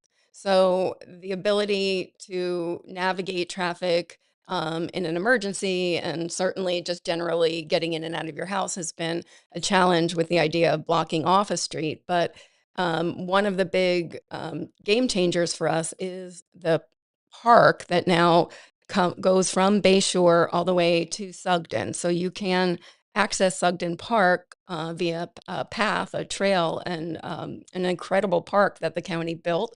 Took many years to make it happen, but it did happen. So that gives us a little more egress, at least in the east-west corridor, so we can get through there. And it kind of gives Bayshore kind of a backyard for, and a real kind of community gathering space. So that's been a game changer for us as well. The other big game changer for Bayshore in terms of community, all of the local businesses and the people that frequent the businesses have been really looking for sort of that Main Street kind of feel, which is not exactly ever going to happen like it does on Fifth Avenue, because although it is a walking community, it's not contiguous like Fifth Avenue or 3rd Street South. So we, as the Bayshore Arts District, were lucky enough to be able to acquire a commercial space in a building that is directly across from Anchor Microbrewery. And we're calling that section of Bayshore kind of the central district, because that is particularly walkable. So you could do Anchor Lab, you can do our Bayshore Arts District Gallery, Twist Gallery. You can get to the Med, you can get to Bean to Cup. There's a lot of walkability within that central piece. And by breaking it down from north, central, and south, you can think, well, I can do Rebecca's in the north side, I can do the Botanical Gardens on the south side, and then all of that in the middle.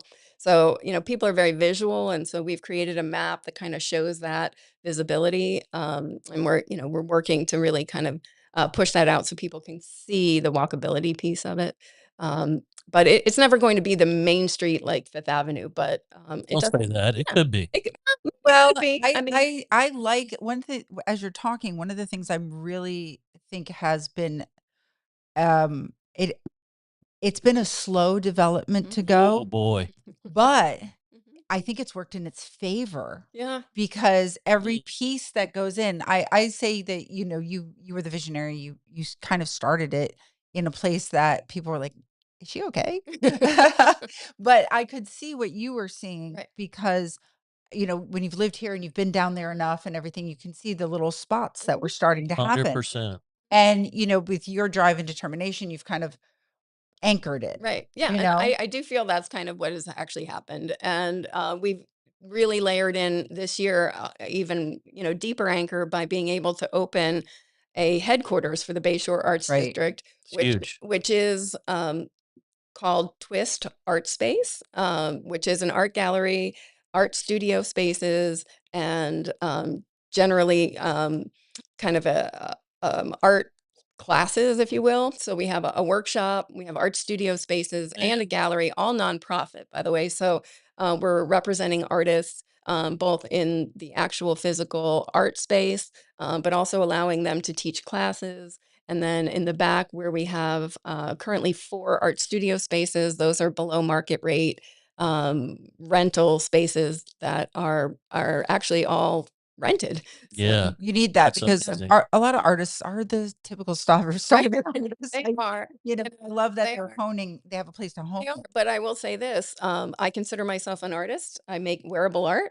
tiny sculptures. Not all artists are starving. Some people actually create art that people want, right? Right. That's right. But they have to find them. They have need to a find place. them, right. They need a place to Right. work out of Right. that people can find them, and having that visibility. Yeah. Right. And really south, I call it kind of like South Central Naples is it's doable for people to get there. It's Right. not, you know, a place that people go, where am I going? You know, Right. Well, one of the things I love about social media, and now particularly with, I don't know, 6 or 7,000 realtors in town, in a down market, the realtors have more time to spend on social media. So almost weekly and sometimes on the daily, we have a realtor stopping in. Can I do a reel here? You know, so it's kind of fun to watch the realtors recognize the development and the potential for real estate. In fact, Coming full circle. right. Yeah. Yesterday, one of the reels from a realtor said, well, the neighborhood is still relatively affordable, but I can promise you it won't be for long. Yeah. And, you know, the 11 years that I've lived there, you know, my house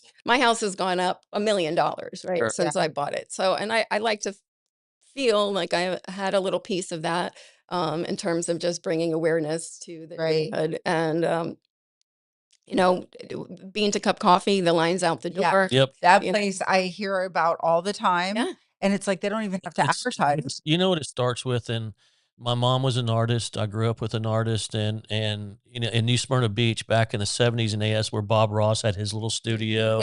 And the island, the New Smyrna Beach was just a surf place with beautiful musicians and lots of artists, and the energy it was palpable. And I mean, they would have big parties and share energy and stuff. And there were roads that you would get to Flagler, you know, back in the day, just one creative person after the next. And that energy, and it starts with the businesses with good people that run that business, right?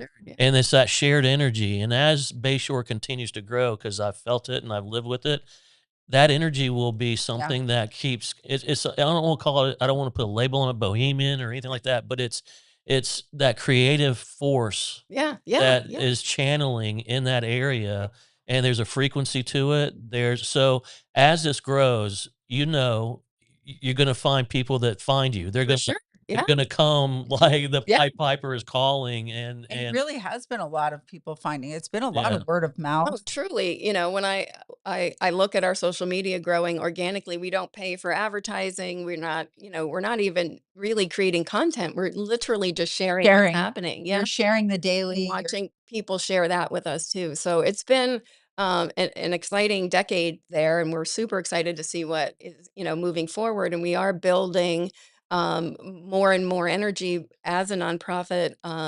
We're able to actually do some fundraising, and the Bayshore Arts District has done just that with some kind of quirky, different events. Right. We certainly don't need to do the same event that happens in season, and we're certainly willing to do things in the summertime, which I think is really fun. Mostly because everyone's first, you know, kind of gut reaction for Naples is, well, there's no one here in the summer. How can you do an event in the summer? I said, well, that's funny. We spend money too.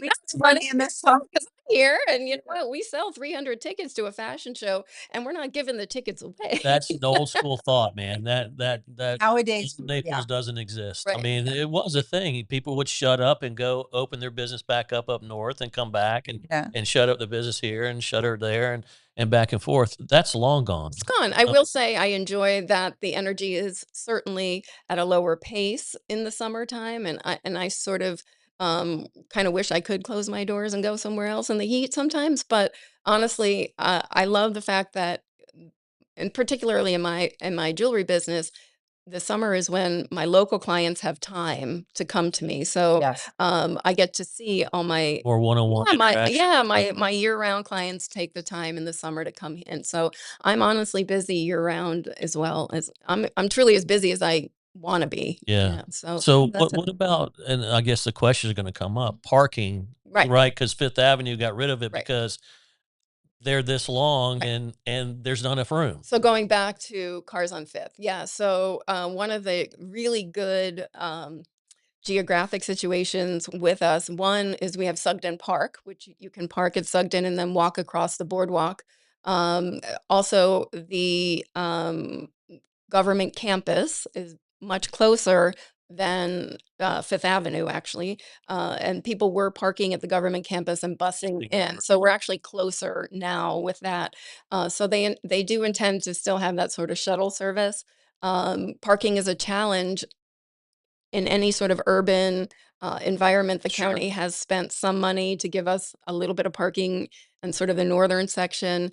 There is not enough parking at all on Bayshore in general. I So, agree. but what we find is that for some reason, somehow people find parking, Yeah. Works. It does. You're right. I live right across from Anchor Lab also, and there is a little section on the street where on Tuesday nights, it is packed on the side streets with the millennials and trivia night. So, they're parking on the grass, they're finding their way. And, the hope is that the county, honestly, with Dells, it would be great if a piece of that property could become some kind of mixed use parking Yeah. situation that would alleviate some for us. And there's always been talk about how could we do some parallel on-street parking. That could be done in some of the plans that we've seen if we eliminated the very large and very beautiful median that's in the middle of Bayshore. But if we eliminated that, there is parking opportunity. So, But then what is it? You're getting rid of that kind of right, that character. give of and it. take. exactly. Yeah. So it is tough, and that is And really that's the magic. it is, it Yeah. is. So, but yeah, no, I mean, we're also, trying to keep our events local here, in the Bayshore area when we do our fundraising, um, which does have parking implications. But I'm also willing to take Bayshore off of the Bayshore redevelopment area because ultimately, every time we come off Bayshore, people find us that didn't know we were there. So, the two fashion shows in the past were Outside. well, the first one was in Old Naples, and that worked out okay. Still parking not so easy. Then last year we did our fashion show at Dimension Nightclub, which is on the corner of Bayshore and 41. We had tremendous turnout because so many people always wondered what that was. Yeah. It's been many things is what it's been. Oh, we just had Donna chime in. Work on the district is very inspiring. Thank you very much from a long time Naples resident who loved seeing this area evolve. Oh yeah. Thank you, Donna. I appreciate that. Yeah. And most of the residents in Bayshore are happy for what has transpired. How can you not be? Right? Well, their houses are going up. Well, that's it. I mean, if you spent $6,000 on your house 35 years ago, Right. and now it's worth $500,000. Yeah, that's nice. It's nice. So what she was talking about is the third annual Embellished Wearable Arts Fashion Show, which takes place on August 27th from 7 to 9:30, and that's at the Wang Opera Center.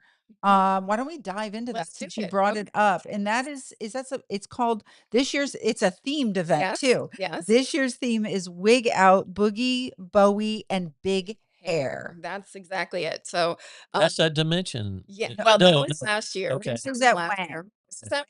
And I can't tell you how many people, probably 98% of the people have said to us, "Where is the Wang Opera Center?" They had no idea. No idea. And it is called the Wang Opera Center. It's on Linwood Drive, which is in the redevelopment zone of Bayshore. It's on the north side of the East Trail. We call it the triangle. Right. It's in the triangle where the big towers are going up with condos, where we had the big mural controversy on the building, right? So it's said it looked like a Kleenex box. Yes, which everyone thought was actually a insult, but to me, it was beautiful branding. I thought it was great. And it did look like one of the beautiful Kleenex boxes, and it will forever and always be known to people now as the Kleenex box building. So just like the Empire State or the Chrysler building, we got Kleenex. We got Kleenex. We're all of course devastated to see what happened in the mural controversy, and certainly me having a mural on my building creates some energy about murals in Bayshore and whether they should or shouldn't be there. What happened with Winwood Walls? I mean, it's just a thing. So it's a thing, of course.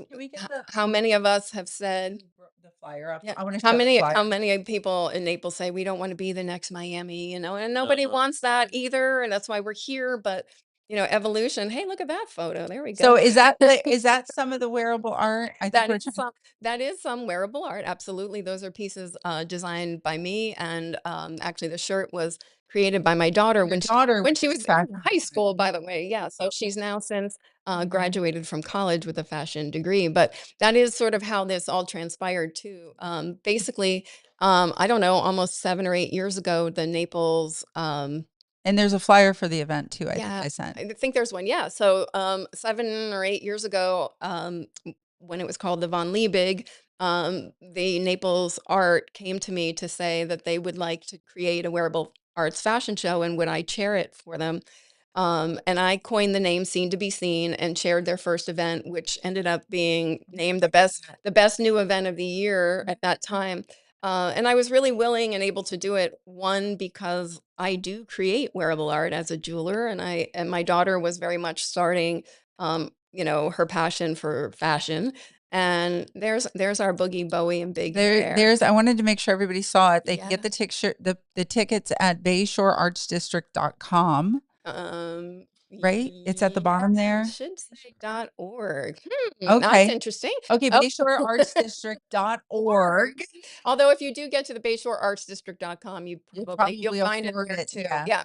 Or you just, you know how I did my research is I just put embellished wearable art, Naples, Florida. There you go. That's fashion show. And it popped up all of the. And honestly, all you have to do is Google Bayshore Arts District and or Amanda Jaron. Or Amanda Jaron. But that said, I did do Seen to Be Seen, and I stopped doing it the year after. It just got logistically too much for me to handle with my kids and my business and all of that. But every year people would say to me, "Are you doing it again? Are you doing it again?" And then when we really needed a signature event for Bayshore, I thought, you know what, maybe we should do a wearable art show in the summer, do something that no one else is doing. And honestly, there's nothing else to compete with this fashion show. Going back just briefly to Love That Dress, it was in the summer. That's true. And it was successful because it gave everyone a place to gather, a thing to do, and something to talk about while they were doing it. And this checks all those boxes. It does. And for us, it's a fun event. It's quirky. It's different. We're highlighting dozens of local artists. So we feel like we are, one, fulfilling our mission by creating energy in the district. We are supporting local artists by giving them a platform to do that. We are raising funds to continue to build community and, really offering something quirky and different. So we are really proud of the show. It's the third year we've done it. It's a tremendous amount of work. And every year around this time, I say, why am I doing this? Yeah. Well, I understand that event. Yeah. And that was me yesterday. That was you yesterday. Put together 9 candidates in 12 hours. There you go. Right. Why not? Why not? Right. But, herding cats, as I say sometimes. But, it is just kind of a culmination of everything we're doing year round. We have a tremendous board of directors and a wonderful group of volunteers that have all, jumped in. And I'm certainly not doing this on my own. But that said, we've done, kind of events to lead up to this. So there's, craft events and open houses and really fun, community things that kind of continue to build, the momentum to this. So next week is our big, is the big night. So BayshoreArtsDistrict.org has a calendar of the things you're doing? We do have a calendar. Okay. We're actually putting together now our calendar for season in terms of. So we can plan. Yeah. So First Friday Art Walk, we're open every first Friday. We're working to really build that through the entire district in terms of having, highlighting what Anchor Lab, the Med, Rebecca's, Real McCall, all of those restaurants are all Real McCall. They're wonderful. They're all locally owned restaurants. Culinary is an art. The music that they provide as live music is an art. The tablescapes that they put on the table is an art. The craft cocktails are an art. So Anchor Lab's beer, creating beer is an art. So although, the arts aren't necessarily dozens of art districts on art galleries on the street, there is a tremendous amount of art happening. There is. That's a great perspective. But to that point, when, critics came to me and said, well, this is never going to be a real art district, Amanda, because there are no empty, warehouses to put art galleries in. And I said, well, that is true. There are no empty warehouses to put art galleries in. In fact, we're at 100% vacancy. There's no vacancy, right? We're 100% full. But that said, you can think out of the box and think creatively on how to do it. And one of the things that we're fundraising for this year at the fashion show is funding to create what we're calling mini art galleries. So if you think about kind of that neighborhood lending library concept, where many streets around the country have created these really small sort of mailbox kind of things where you can open it and there's a book, grab a book. They're free art, free little libraries that are kind of popped up almost like little newsstands around. So our cash call for the event is, of course, to continue to build art through children's programming and continue to build or to find studio spaces, affordable studio spaces around. But we want to build a dozen mini art galleries. And those mini art galleries will have a map of walkability. And each one of those art galleries will have a different mini art show that will change every first Friday. And all of those art galleries will be on private property, meaning each restaurant would have one, each business that wanted to participate. So we're not on county property creating any kind of county stir. We are building community through the businesses and channeling all of our local businesses and bringing them together through these mini art galleries. Building community with community. Yeah. And have you ever thought about, and this is me being selfish because I throw concerts and events and stuff too. Have you ever thought about doing like a live musical concert event on the street thing? Yeah. So I'm your guy. So funny enough, one of the big things that happens in many larger communities are called there are sort of porch concerts on people's front porch for those who have communities that have porches. So it's a walkable concert of multiple artists that are on people's typically at front doorstep. So we've considered sort of like doing some kind of walkable concert that can be on a residential street or at businesses again. I live on one of the canals and people kayak back and forth, in those canals. And I keep thinking, how fun would it be to do a kayak concert and have musicians on people's docks? Man, you are so speaking my language. Amanda is probably one of the most creative people.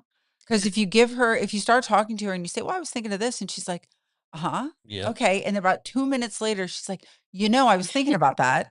Yeah. And she'll call you 4 or 5 a week later, whatever it is. And she goes, I had a thought. Mm-hmm. And it's exactly how your brain works. It's a creative curse. It doesn't stop. It doesn't stop. Right? But for a big show in Bayshore, one of the cool things about Bayshore that people don't think about is, we have water at the beginning of Bayshore, which is, where Celebration Park is, but Bayview Park all the way at the end is also water. So we are truly a waterfront community. And I have thought about doing something, if you can think about how they shoot fireworks off of a barge. I have thought, how fun would it be kind of near Hamilton Harbor off of Bayview Park to have a band on a barge and do a water concert on a barge. Okay. With boats that you could take your boat up to, right? Yeah. So, you can take your boat, you can go you can walk there. Yeah. So they did. A friend of mine, Christian, just did, and I think Captain Jimmy with the EFC was with him, but they just did a flotilla on Keowayden, right? They had like 140 boats show up, and they had a DJ.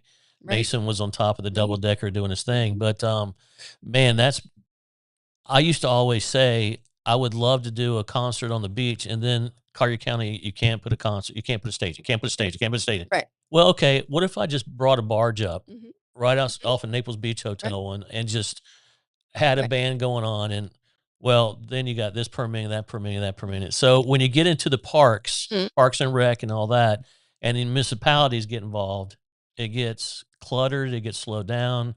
Correct. I'm talking about like maybe we close a street off and do a fundraising concert event with a big time artist who will donate their time, maybe. Yeah. But you know, and help raise funds that way and create a street festival environment, much like the Cars on Fifth. I was going to say, let's maybe once they pull that off and get the logistics right, and then they'd be willing to close down that side for other events. Absolutely. That's, I think, definitely. Absolutely. And yeah, we got this, right? No, but I definitely do believe in, you know, starting small and building up. I think one of the powers of Naples is that there is enough backing financially from, you know, big donors to create these big shows that just come out of the box full on. And I think sometimes that does scare the county. So, you know, that's a good. let me put everything at ease. I have done big shows, and the county knows me. Right. So they're scared, right? They're not scared. No, so they don't know the truth. They see me coming too. But they know that at least I know what I'm doing. Right. Security is going to be right. Right. It's going to be done the right way. The permitting is going to be correct. All these reports are going to be submitted on time. It's going to run through the channels. So it gives me an opportunity where I'm just coming to the first time, or somebody that just moved here and going, hey, I'm going to throw a big show. And you go, okay, fella, back it up. So I'm excited, you know, for Cars on Fifth, you know, at Bayshore, which you know, there's all this drama about what we're going to call it. And I hope that they do continue to call it Cars on Fifth at Bayshore, you know, and there's talk about doing it in St. Pete too, Cars on Fifth at St. Pete, you know, so I don't think they should change the name. I think that would be, you know, a marketing disaster, but I think you know, it is kind of, it's just mobile now. Yeah, I think, you know, it's an exciting thing for us. Certainly, will bring people that had no idea that. You have no idea where the can of worms has been opened. This is a very exotic. I mean, one of the best car shows in the world. Yeah. And the cars that they get there, if you're a car enthusiast and you go to these shows, this may be your only chance in North America to see that car. You know, and these guys, that's their that's their art. You know? Yeah, no, it is. And, you know, so I keep thinking, my gallery, my husband and I own the Mermaid Building, which happens to have one big, relatively speaking, empty lot, then my space, and then a lot with a small building on the inner. It's actually technically three lots, but I'm thinking there has to be some kind of cool circus happening in front of my Mermaid Building that day too. Of course. So, I don't know. Maybe it's a tiny concert. I don't know what it is, but I've got street performers. At this point, I've got it all. Whatever you want. So the wackier and quirkier it is, the more interested. You're aligned. I love the brainstorming that happens just live on set. Yeah. So let's go over the where people can find you and go over Embellished again. If we can put up the invite one more time so people know, because it's coming up really quick on us. Share with us some closing. Oh yeah. So in closing, go really take yourself to the BayshoreArtsDistrict.org, and that will send you right to a ticket link here. It also sends you to a donation button should you not be able to attend but want to support. There's also on that homepage, we're doing a silent auction of tiny tables that artists have all painted, and that will be our silent auction. I saw that. Yeah, so the painting. Right. And people are starting to bid on them now, which is super exciting. So it's our tiny table auction. It also will bring you to Twist Gallery, which is our art gallery, studio space, and classes. Check back regularly. Also look more closely at social media. Online, we're the Bayshore Arts District Naples official. There are a few imposters out there, but we are the Bayshore Arts District Naples official page. We are also at Twist Art Space.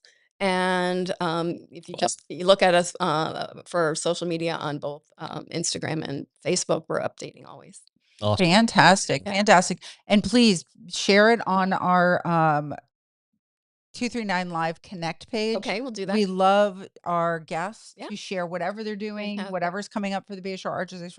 It keeps us connected with the viewers. Perfect. And because sometimes they're not always on live, they'll catch us on YouTube and we send them there if they want to keep in touch with guests. Connect with you there. Yeah. So next time we'll get you to come down. We did a wearable arts, Aaron Fine Jewelry, my fine jewelry store, did a wearable arts fashion show in our studio Twist Gallery, creating fun little wearable art jewelry just out of like Fimo clay and rhinestones. And we had a blast. We were all wearing wigs. So we have a really we have a whole lot of fun. So we'll make sure to get you down the next time we do something fun. 100%. And get out your wig. We need to have you at our fashion show. Get out your wig. You must have some cool wigs.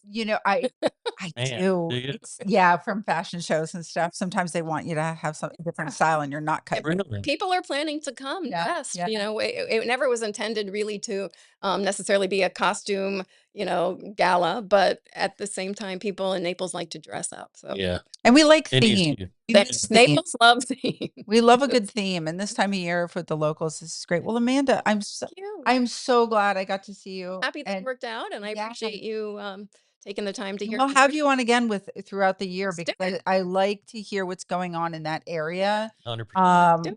And I really just people have put their time, effort, energy, and money into a space to keep it as it is, but yet attracting new people. Yeah. I don't know how else to describe it. Well, It's just so unique. It's what's cool about it is creative people and like you said, with the restaurant, that food, that chef is an artist. That's his art. Right, The presentation on plate, the way he does it, takes pride in it. And it's artists, creative people building a creative space. Absolutely. In the middle of Naples. And there's nothing better. No, nothing better. And truly, we are the gateway to the botanical gardens. And if you think about the 100%. botanical gardens, the entire space is art. It's all art. It's all art. So It is. that's the thing really. I mean, people think typically sculptures and paintings, but even in wearable art, the shirt that, you're wearing, somebody designed it, somebody made it, even yours, somebody took the time to sketch it out, design it, come up with the logo. So everything, no matter if it's at Walmart or Marissa's, is designed and handmade. So, you have to think about everything as art when you look around. What do you think of this is a crazy random question because of my brain, but one of the biggest vendor spots at my events are the permanent jewelry people. It's huge. It's I huge. think by far they outperform all the other vendors outside of Even the pizza. Right. Even the pizza. That's saying a lot. Well, as far as permanent jewelry goes, I am claustrophobic. So personally, to me, if I thought I couldn't get something off of me, that just makes me crazy. I'd be cutting it off by the end of the night. But what I love about that is it has given people, small businesses, ability to be in the jewelry space, and it's given people. Most of those chains are sort of gold plated or gold filled, so they're not crazy expensive. So it's given people that don't necessarily have a big jewelry budget the ability to participate in something, find jewelry. Rather than just, fun resin or plastic pieces that you would buy at Target, so it's opened up, the jewelry space for a lot of different, aspects for me. So I'm certainly supportive of it. I am not the client. I feel like Shark Tank. Yeah. No, but you're right. I can see that because when I first heard concept, I'm like, I don't permanent. Yeah. What do you mean permanent? But then I saw it in action, and one of the cool things is sometimes like for any one of my events, they'll do it, but they'll also create it like a little charm that goes onto it, right, or a little nuance in the piece, and then the next one they come to, they're still wearing it, and that same jeweler will put another thing in it. You could argue that our demographic might be too old for it because this younger demographic is actually a huge art supporter with tattoos, which is permanent art as well. So I don't want any tattoos that I can't take off. So that's me. But that is we're the same era. But the 20s, the 30s, the 40s for sure are fine with someone's art on their body that's not able to be removed. So the permanent jewelry just kind of another layer plays into that same thing. Yeah. Well, thank you. No, thank you, and I appreciate you coming out. Lovely, yeah. and I look forward to that. I look forward to producing that concert with you. I'm with you. You don't know what you've just created here. Yeah. I love this. I love this. Well, thank you so much. Thank you much, very much. I appreciate your time, and I'm so excited for this fashion show. Yeah. Yay. Yeah. So I think Lois is going to come up next. Okay. I think she's in the back. Say goodbye with us. Yeah. So we have to say goodbye to Amanda, but goodbye, I appreciate Amanda. you. Thank you so much. Maybe I'll see you on the 27th. Thank you for your patience and waiting too, as well. Yeah. I gave her kind of like a window because I know how busy she is. Yeah. I mean, I don't think she sleeps. I don't think she sleeps. Yeah, that was her downtime sitting. That was like her 30-minute. That's the she got 20 plugged in minutes. for a battery. Yeah, Bam. that's quick literally the only charge. 20 minutes she'll get today. Lois, I think you're in the back. Do you want to come up and give us a little closeout since we lost you on let's see. Let me try to get her. Any events we need to wrap up with that we didn't talk about? There she is. Or coming up? No, not that I can think of right now. No, you guys. Well, you're going to be here Friday I'll again. Be here Friday again. You'll be here Friday again to give us the weekend event updates and things like that. Sure. And Lois is walking up. We're a little over today. Sorry, Di. We had just so much to talk about, and Jimbo and I can really talk a lot. Yeah. Lois, why don't you come up because I know you were out at the elections. Bye, Amanda. Thank you. Bye, Amanda. I know you were out there, and we lost connection. Tell us any closing. Somebody had attacked you. We were about to. Jimbo was saying the birds got you. The birds. Well, I don't think I need this one, but it was obviously more people come earlier in the morning. Yeah. Can you hear me? Okay. Yeah, I can hear you now. Okay. Verizon. So, boy, John Mayo had been out there. He's been out there like all last week, and today he's just fried. But he's going up to Orlando for Byron's celebration party, and just talk to a bunch of people who don't know. John Mayo is the head of the GOP Republican in Naples. It's called the CCREC, the Collier County Republican Executive Committee. Got it. There we go. And that's why he's going up there. He's going up there. But you saw a bunch of people out. Oh, yeah. There were a bunch of people not representing all. You had everybody from Madison to Mike Carbonara. I start to think about Italian food when I say him. Same.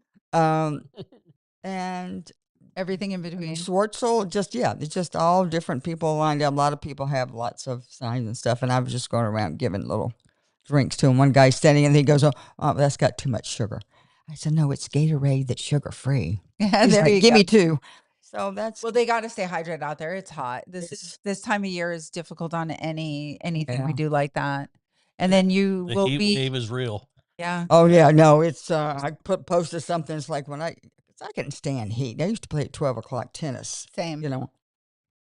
I walk out there and it's like it's all this burning skeleton, like working out in the yard and the heat. That's what it feels like.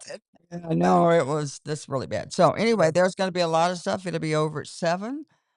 You can watch it on Week News or go to the Supervisor of Elections. They keep a tally running there. You just have to seek and find, so forth. And maybe I'll put that link up on 2 through 9 Live. Yeah, we'll put it up on the Connect page. So any predictions in closing for today? Any predictions? I think it's going to be a great thing to have the cars on Bayshore, not the cars on 5th. I'm not going to predict it. At Bayshore. At Bayshore, right. But she's not predicting any election outcomes. Yeah. What am I? You know what? I think Byron's going to take the governorship, but for the Republican nomination. And I don't know about 22. And I really don't know about 19 because there are just so many. It keeps going back and forth. Everything keeps flipping. Changing. You've already got all the votes that are in. Early voting should be tabulated. And so when they do the vote for today, that's why we're so great down here in Collier County, actually in Florida, because you stay up on it. We can thank the hanging chads for that. Yes, thank you. We had to revise our whole system, which I think was the best thing that could ever happen. It was a good thing, but we may find out might need to go back to paper ballots. So we get these voting machines, as we find out now, that they weren't so innocent as they thought. And so Fox News, you should be getting back your money that you paid. Right? So true. Exactly. Any predictions? I think the people who are supposed to win will win. Yeah. I'm telling you. I don't. I am, because I thought I was in 19, so I studied them, knew them. And then 22 came up. I had to go in and learn a whole lot. But I will say this is the nastiest race Same. I have seen since actually the school board election about 12 years ago. It's brutal. He was talking to Dan about it yesterday. It's absolutely brutal. And you could see his disdain for it. You know what I mean? Where it's just like these people, they're on keyboards. They don't do it. And they they're don't just care. trashing you. And it's like, wait a minute, man. It's calm. Calm down. Let's don't do that. No, it's been, and it's not like you say, oh, not nice things. It's that when you blatant lie. Yeah, they're lying. Oh, I've gotten so many of the mail, those flyers that come. We talked about it yesterday. But my biggest thing with the flyers is people who are not or cannot take the time to inform themselves. Their lives are busy. They start to see this stuff. And I think it keeps them away from the polls because they get disgusted or they can't figure out what to do or who to vote for. I mean, I must have gotten 30 messages in the last 5 days, and I will never tell anybody how to vote. But they'll ask me, have you heard about this? Have you heard about that? And I'm like, tell them how to vote. They want to know how to vote. Well, I tell them this is what my thoughts are on each candidate that you're asking me about. And this is what I've seen. You're a little bit more, I'm a little bit more in the middle. I know Lois is like, just vote for this person. I'm just saying, if you ask me, what do I think? I'm going to tell you what I think. And I'll tell them what I think, and I'll tell them what I know to not be true that I've found is, AI or any of that kind of stuff. But I tell people, if you're unsure, vote for who you feel is the best for your community or can beat a DSA candidate. Because if you don't know who to vote for, you've got to vote for the strongest candidate. If you do not want, because for those of you who don't know, I am a conservative who is not going to become a socialist county. We don't want that. Nope. So you got to vote for the person at the very least that is going to beat, because now we go into the general. We don't really have any DSA candidates. Well, except for you've got some pretending, and sometimes you can't figure it out. Yeah. Well, I can tell you if you want to call me instead of I was walking and it's a little bit more forward. I was walking with I ran into a guy with Alfie Oakes the other day, which was great to run into him. And I was talking with the guy, he's former special forces, whatever, and we were just chatting it up. He goes, I don't think you're a pistol. I think you passed that a long time ago. So he's right ahead of it. But you're I had a Hawk missile. Very good. That's absolutely it. But I ran into my neighbor and I was trying to go through each person, whatever. And he goes, just tell me who to vote for because I know. No, if they tell me, I'll tell them who I'm voting for. Yeah. That's my choice. And that's what I would do.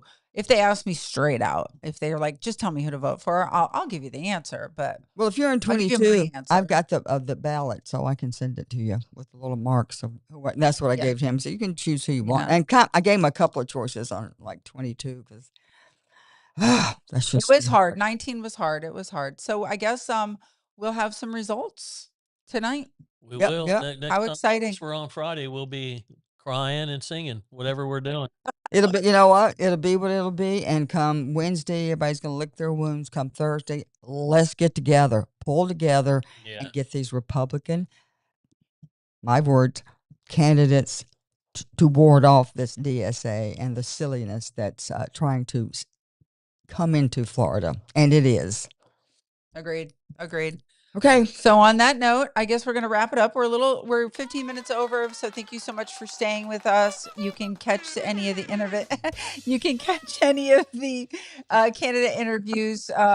We had 22 candidates and 219 candidates yesterday. You're welcome to go watch those on YouTube, and you can catch the replay from today on YouTube and Facebook. Yeah, if you can vote early today, get there because after 5 o'clock, it's going to be 7. Oh, yeah, after 5 it's going to be 5 and 7, it gets busy. Yeah. It gets right busy. now, there's not that many. There was just. I'm leaving here, and that's where I'm going because I'm a day of person. So there you go. So, all right, everybody. Thank you so much. Thanks for being here. Bye-bye. Thank you. See you. God bless America. Friday.